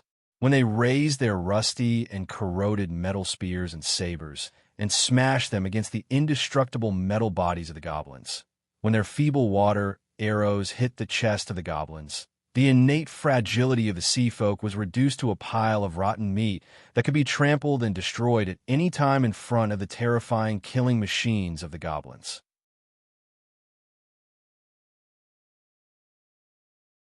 Chapter 656. Were the sea folk really that weak? Grimm was puzzled at first, but after looking through the AI chip's analysis, he slowly found the reason. The sea folk were also known as the intelligent creatures of the sea. They were a strange phenomenon in high magic worlds. On land, the areas where mana gathered could give birth to animals and plants that could adapt to the aura of mana. In the depths of the sea, which was much vaster than on land, there were obviously even more marine magical creatures born. Just like on land, after tens of thousands of years of reproduction and competition, the creatures of the sea had developed a system of governance similar to that of human society. To be able to become the ruler of the sea folk, one had to be an intelligent race with powerful martial and magical abilities. In the depths of the vast ocean of the Farin Plane, the rulers were a group of powerful sea nagas. Generally speaking, the sea nagas were humanoid, magical creatures with the lower half of their bodies resembling a large snake and their entire bodies covered with fine fish scales. The female Naga was tall and slender, and the scales on her body were finer. She also had a delicate and perfect face like a human woman, but her skin was slightly darker. Male Nagas were larger and more muscular. They were wild and violent, similar to wild beasts. In terms of wisdom, enlightenment, and magic aura, the female Naga had to perform better than the male Naga and be more compatible. Hence, the sea Nagas were a typical matriarchal society. Female Nagas were usually the priests and spellcasters of the sea, while the male Nagas were the warriors of the lowest rung. As the natural rulers of the sea folk, the sea Nagas naturally chose to worship the mighty sea god Dyads. In the deepest part of the Gem Sea, the sea Nagas built a giant statue of the sea god, which was thousands of meters high. Around the giant statue, they built a huge temple of the sea god and built a huge ocean city that was beyond the imagination of land creatures. The strength of the sea folk was well known. However, it was a pity that their strength was limited to the boundless jewel sea. Once they stepped on a land, the flaws of their race would be completely exposed. Although most of the sea folk warriors had strange gills that allowed them to breathe after leaving the water for a short period of time, their special bodies required constant nourishment from the seawater. If they were out of the water for too long, their muscles would wither and their strength would diminish. Then, they would fall to the ground in pain and wait for death. It was precisely because of this huge flaw that the Oceanic Empire, which had over 100 times the number of intelligent life forms, was unable to charge out of the ocean and onto land, completely ruling over this beautiful famed plain that could be described as rich in resources, population, and land. The sea tribe could not set foot on land, so naturally they did not have a good impression of the land tribes. Usually, they would not easily allow the ships of humans or elves to sail on their holy and beautiful sky. The main reason why the Faran Plains maritime industry had never been able to prosper was because the sea tribe had dominated the entire Jewel Sea. They would pillage and sink any large ships that passed through their territory. Whether it was a warship or a merchant ship, it was the same. Therefore, both human and elven ships would only travel within 50 miles of the coastal waters, and they also needed to be equipped with a certain amount of force. As for the slave boats that traveled between the two continents, they could only choose some special routes that were rarely used by the sea race. Even so, every year, 1/5 of the human slave boats would be destroyed by the sea race's patrols. After all, on the ocean, even a weak Grade 1 sea priest could create a huge wave that was 5 to 6 meters high. When the fragile human ships encountered the sea race's spellcasters, they would not even have the chance to fight back before being devoured cleanly. Moreover, due to the special environment, the sea race's spellcasters were almost all water manipulators. Compared to the various types of elemental systems on land, this was indeed too monotonous and rigid. Of course, there was another factor that limited the sea race's spellcasters' combat strength. That was the severe lack of sturdy metal armor and weapons.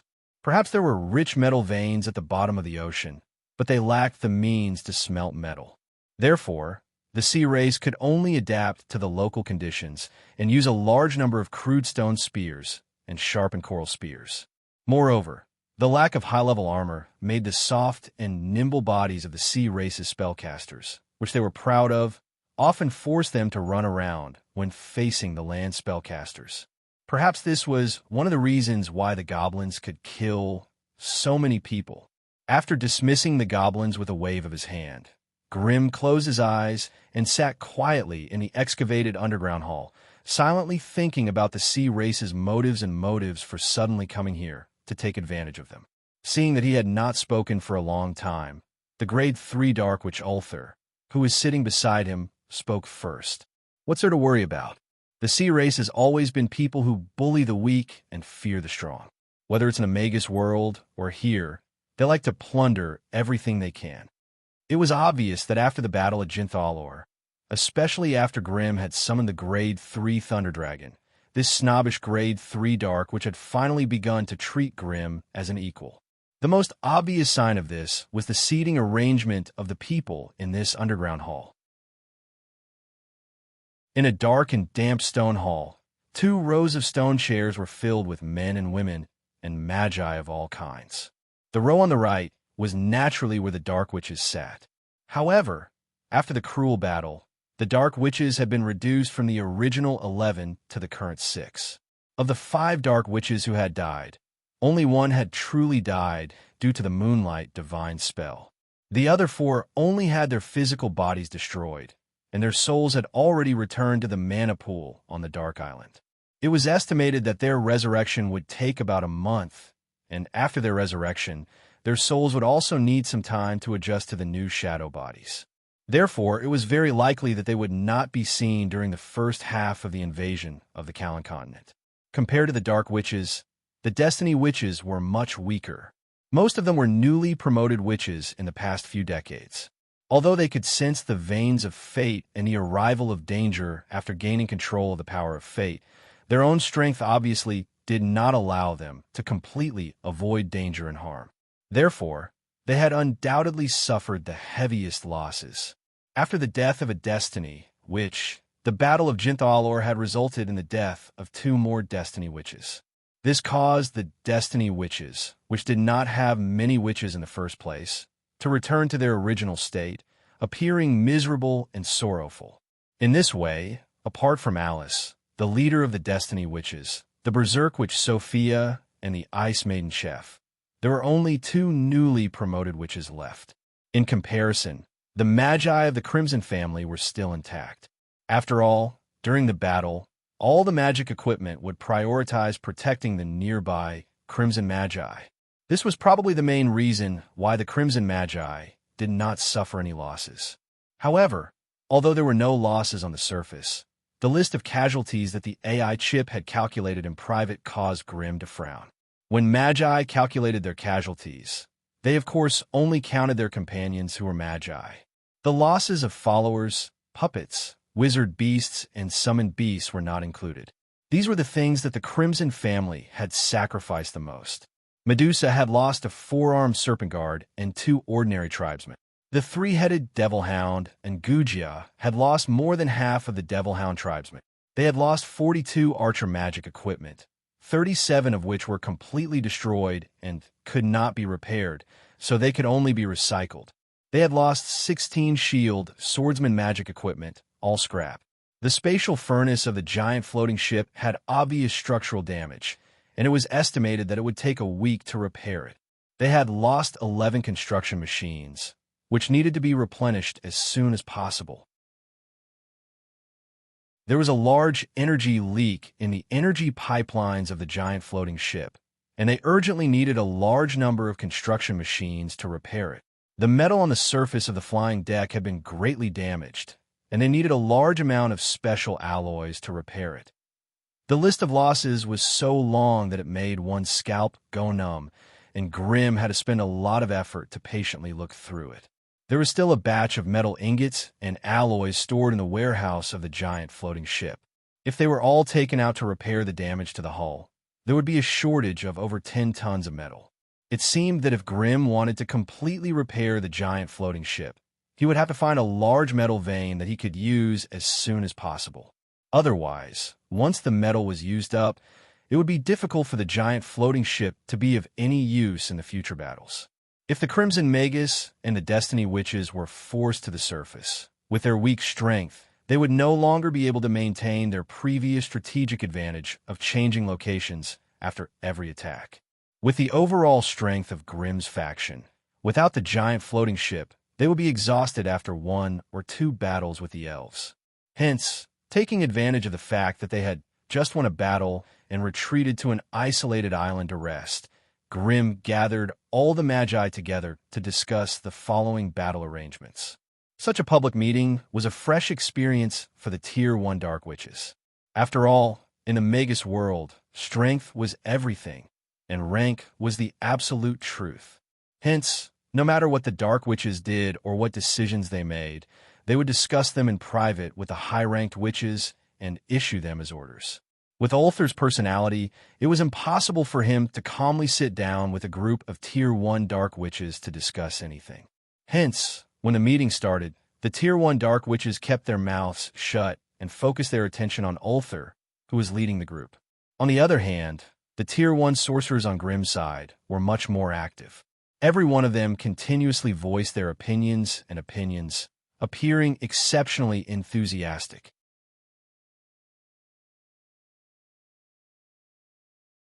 Chapter 657. The Dark Witches had always been arrogant, so they didn't want to participate in this gathering.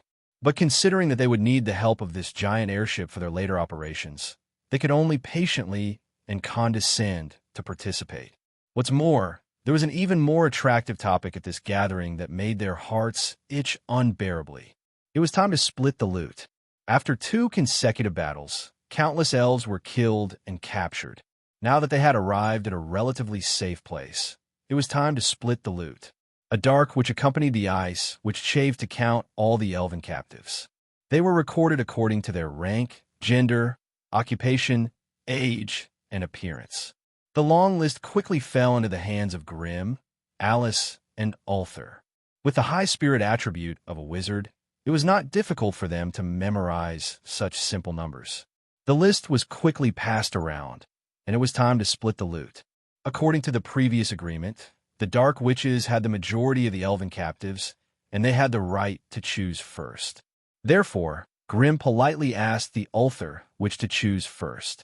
Grimm's humility obviously worked on the Ulthar witch, and a rare smile appeared on her ugly and gloomy face. Not only were there a lot of elves captured this time, but they were also of high quality. It couldn't be helped.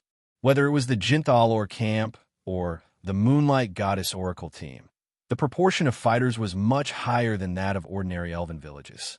Therefore, among the 427 elven captives, there were 162 Grade 1 fighters and 12 Grade 2 fighters. Of course, there was also a Grade 3 elf oracle's half-burnt body and her intact soul. The Dark Witch was indeed the representative of sinister and evil witches. After the elven oracle, Cinia, was tragically killed by the Thunder Dragon arms, she quickly inserted a high-quality soul gem into the forehead of the burnt corpse. Therefore, under the pull of the soul gem, Cinia's soul, which was supposed to return to the Moonlight Goddess Kingdom through the passage of faith, was imprisoned.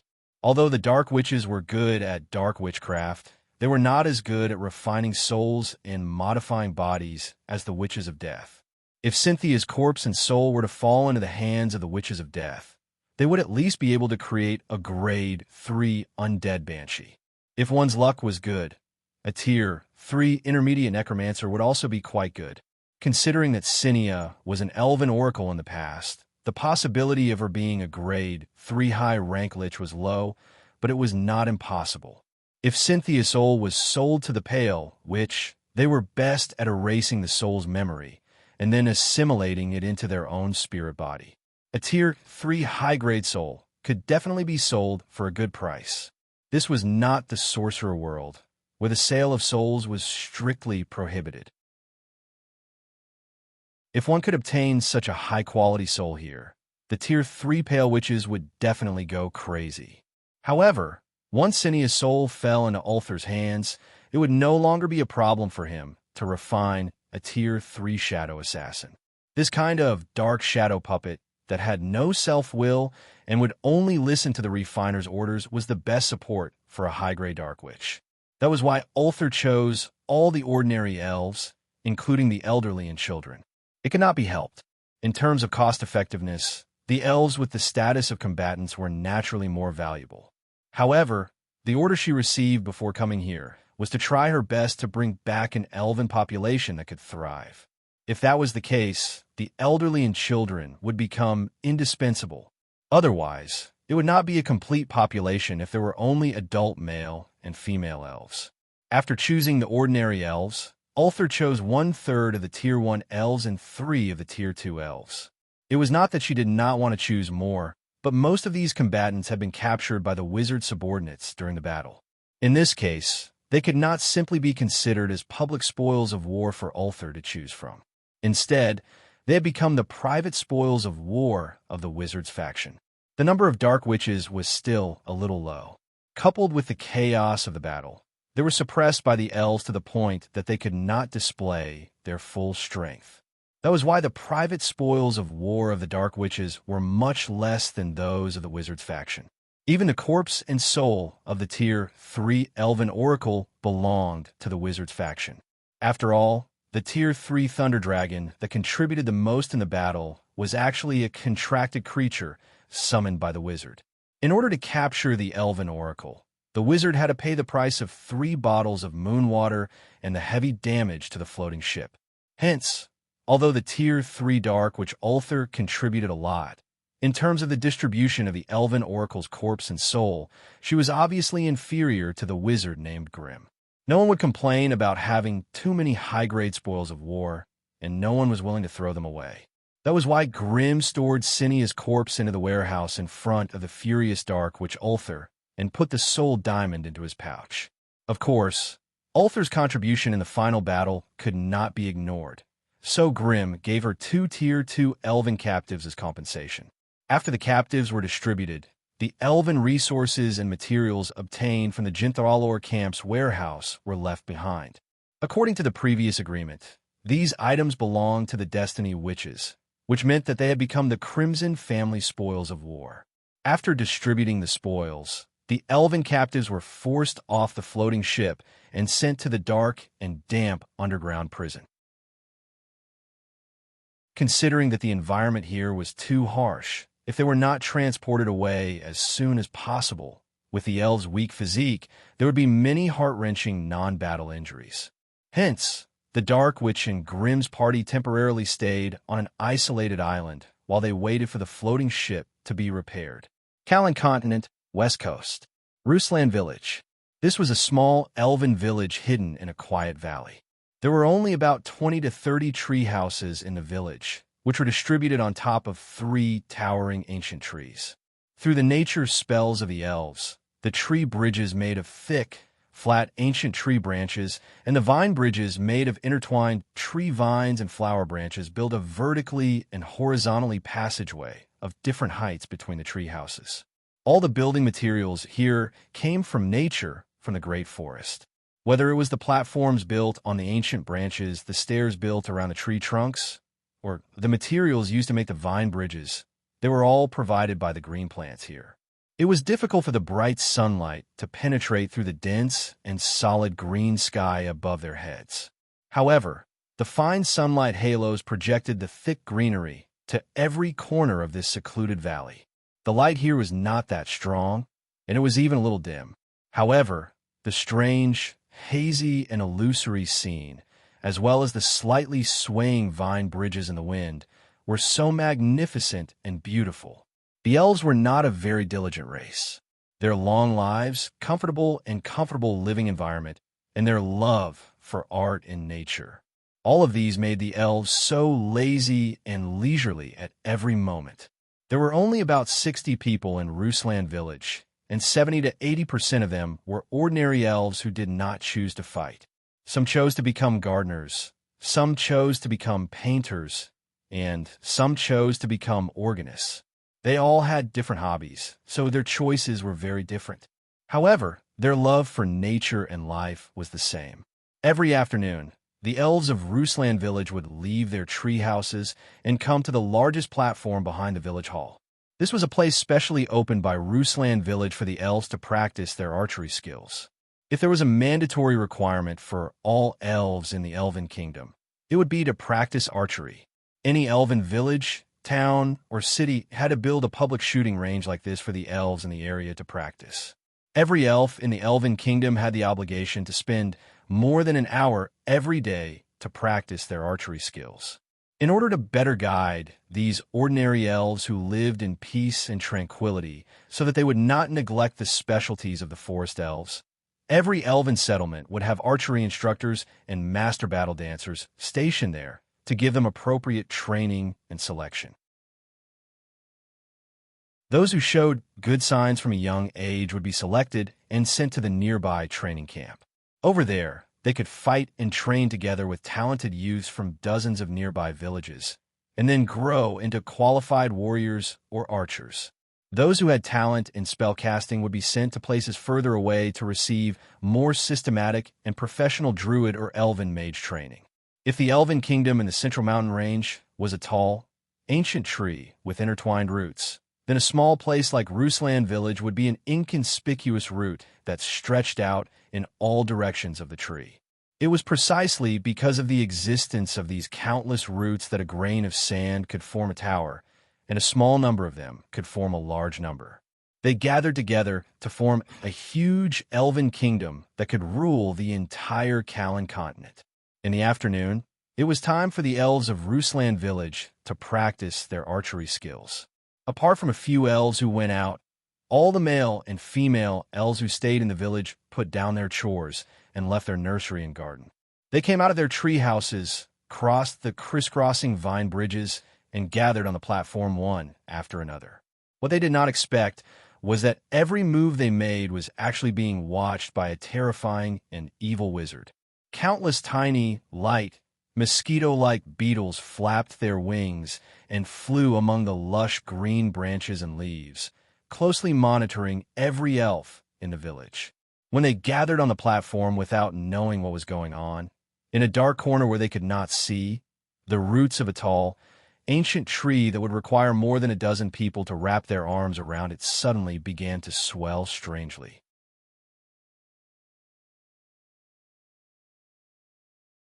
Chapter 658. The black insect tide continued to gush out. These tiny and strange black insects clustered together and crazily piled up. The black insect pile slowly rose and soon formed a weird human figure that was constantly wriggling and twisting. The face of this weird human figure was made up of thousands of wriggling black insects, forming an ugly and terrifying face of an insect man. The insect man raised his head and looked around. His cold gaze pierced through the dense green sea and landed on the tall platform in the distance.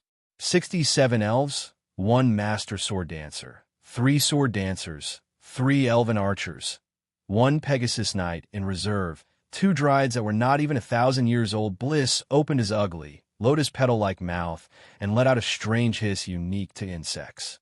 He had been closely monitoring the Ruslan village for 3 days. He had investigated the number of elves and the strength of the guards. To be honest, this small elven village did not have the qualifications to defend against an insect army that had grown up. However, the 2 small dryads in Ruslan village made him a little cautious. In the elven army, the most basic magical plants that could be activated were the so-called treant warriors. Dryads were the forms of treant warriors in their infancy. If they were lucky enough to survive 1,000 years and stabilize their form, they would have the honor of advancing into treant warriors with long vitality, thick skin, and the best defense and trapping ability. The 2 little dryads that had taken root in the Ruslan village obviously had not reached the minimum threshold to advance into treant warriors, but if they were to really show their might, their lethality would be top-notch. Thus, Worm Lich Bliss had been circling around the village for 3 days, waiting for the most suitable opportunity to attack. The time Bliss chose to attack was the only time of the day that the elves in the Ruslan village gathered. When all the elves had gathered on the platform, Worm Lich Bliss sneered. The insect hand that was formed from countless insects waved, and the attack began. The beautiful elven village that had been peaceful just a moment ago had suddenly turned into a terrifying demonic realm that would make one's hair stand on end. The grassy clearing in the forest began to swell up and down like the surface of the sea. As the ground cracked and the soil shattered, a terrifying swarm of black insects gushed out like a tide. The black insects weren't big, but their numbers had reached an astonishing level. They clustered together, and as soon as they drilled out of the ground, they converged into a terrifying sea of insects that surged towards the tall, ancient trees in the center of the village. The black sea of insects was still surging on the ground, and more insects had already overturned the surrounding tall trees. They climbed and crawled towards the target area. Along the way, the ground, tree trunks, branches, vine bridges, all the green leaves were nibbled clean. Looking from afar, Ruslan village looked like it had exploded into a few blobs of ink, and it was spreading and devouring all the greenery at an alarming rate. The sound of a bug chewing on food might be very soft, But when tens of millions, hundreds of millions of bugs chewing on food gathered together, it formed a terrifying sound that made people want to cover their ears and not hear it. It reverberated throughout the entire Rutherland village. Soon, the strange situation in the village was discovered by some of the elves. Following a series of heart-wrenching screams, the elves who were training rushed out of the tree hall and stared at the terrifying scene in front of them. What? What is this? Countless elves roared madly in their hearts. However, the black sea of insects continued to move forward, devouring everything in their path. Soon, they surrounded the 3 tall ancient trees in the center of Rutherland Village. Even more insects crawled along the trunks, tree bridges, and vine ropes in a frenzy. Everyone, do not panic. This is a terrifying wave of insects driven by the Wicked Witch. Everyone, pick up your weapons. We must protect our homes with our lives. The ordinary elves looked at the dense sea of black insects in front of them. Not to mention fighting, they were so scared that their limbs turned into noodles. At this moment, the only ones who could remain calm were the archery instructor and the master sword dancer who were assigned to Rutherland Village. As the two yelled and commanded, the terrified elves helped each other up the higher platform of the ancient tree, while the few sword dancers, elven archers and archers in the village gathered around them, forming a thin line of defense to stop the swarm of insects from advancing further up the ancient tree. Below them, countless insects climbed up the trunk of the ancient tree, and further away, there was an endless sea of insects rushing over. Under the ancient tree, the insects had piled up more than a meter high, and they were still wriggling their way up. Looking down from above, all the elves could not help but feel a chill from the depths of their hearts. Just how many insects were there? Sizzle. A few consecutive enchanted explosive arrows drew beautiful arcs in the air and landed in the densest area of the swarm of insects. Boom, boom, boom. The continuous explosions caused the sea of insects to billow in black smoke and splatter everywhere. However, the empty space cleared by the explosive arrows only lasted for 2 or 3 seconds before it was overturned by the swarm of insects. As far as the eye could see, it was hard to see any signs of the swarm of insects decreasing or decreasing. Instead, it felt like the sea of insects was getting denser and denser, and the swarm was getting thicker and thicker. A series of elven feathered arrows shot into the sea of insects.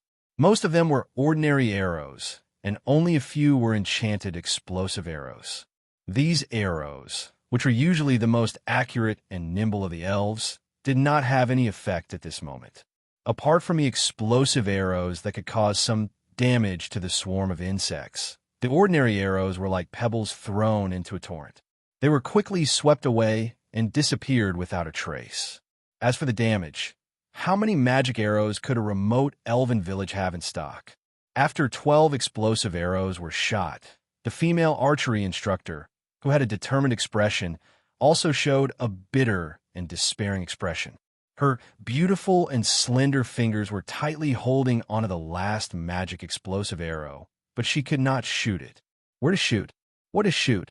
The tree in front of her was filled with a swarm of insects. Even if she did not aim, it was impossible to shoot with her eyes closed. But was it worth it to use such a precious explosive arrow to delay the swarm of insects? Before today, she had never doubted her own strength and ability. She believed that with the elven longbow and magic explosive arrows in her hands, she could defeat any enemy and any opponent. This was her confidence, and it was also the belief that the elves had persisted to this day. But now, she was a little hesitant, a little confused, and a little indecisive. For the first time, she drew her bow and nocked an arrow, but she did not know where she should shoot or whether she should shoot. Quick, blow the tree flute. At such a crucial moment, the master swordsman was still more steady and calm. Tree flute? Tree flute. Hearing the shout, the archery instructor's eyes immediately lit up. She threw the bow, an arrow in her hand, to the assistant beside her and walked to the edge of the platform. She took out a strange green tree flute from her bosom and put it to her lips, intending to blow it. Be careful. Quick, Dodge! Suddenly, a few hurried shouts came from behind her. The archery instructor was indeed an expert who had undergone strict combat training. She glanced around and immediately saw a few strange black figures pouncing towards her. The archery instructor leaped up and dodged two strange green scythes that crossed each other. Her light toes quickly stepped on the surface of another pair of scythes that were slashing towards her, and with a little bit of force, she nimbly dodged. In the air, she pulled out her protective dagger and crossed paths with the third black figure that was chasing after her. With a shrill scream, the archery instructor's right arm was cut off at the shoulder, and a large amount of blood was sent flying. She barely managed to withstand the opponent's attack and somersaulted to the center of the platform. She crouched on the ground and used her remaining arm to brandish the dagger to protect herself. Swoosh, swoosh, swoosh. A series of elven arrows were shot, but after a series of crisp clanging sounds, the strange creatures on the opposite side used their terrifying scythe-like forelimbs to cut them down one by one. Mantises! The ones who sneaked up on the archery instructor turned out to be three strange mantises. One of the main reasons why these mantises were strange was that they were a little too big. If they stood upright, each of these mantises would be about 5 meters tall. Such a large praying mantis was rare even in the magical illusion forest, where there were many magical beasts. Their bodies were pitch black, and the surface of their bodies was covered with a layer of strange carapace with a metallic luster. On their backs were two pairs of translucent insect wings, one large and one small, and below their abdomen were three pairs of abnormally sharp arthropod legs. At the front of their semi-erect bodies was a pair of terrifying scythe-like forelimbs covered with sharp saw teeth. Just now, these three strange mantises had relied on their swift movements and terrifying scythe-like forelimbs to sneak up on the archery instructor and blocked the concentrated attacks of the elven archers. Where's your instigator? He dared to come and attack us, but doesn't he have the guts to come out and fight us? Let him come out. The master swordsman waved his pair of swords and stood in front of his injured companion, shouting at the three approaching mantises. Unfortunately, his provocation did not have any effect on these magic mantises. The three demonic mantises flapped their thin wings wildly, and their flat and narrow bodies swooped down at high speed, close to the ground. Their terrifying scythe-like forelimbs created a series of strange phantoms and left a sharp sound of air tearing behind them. Clang, clang, clang. A series of metal explosions rang out. The master swordsman relied on his nimble body and airtight defense to barely resist the attacks of the three demonic mantises. However, the disparity in strength caused his body to tremble every time he tried to block. Helpless, the master swordsman was forced to retreat, and the web between his thumb and forefinger that was holding his swords was torn. Drops of blood spilled at his feet, and it was a ghastly sight. With his cover, the archery instructor with a broken arm finally found time to blow the strange green tree flute. You're tuning into the Warrior Lore YouTube channel. Don't forget to subscribe and join us on this journey to catch the most captivating stories.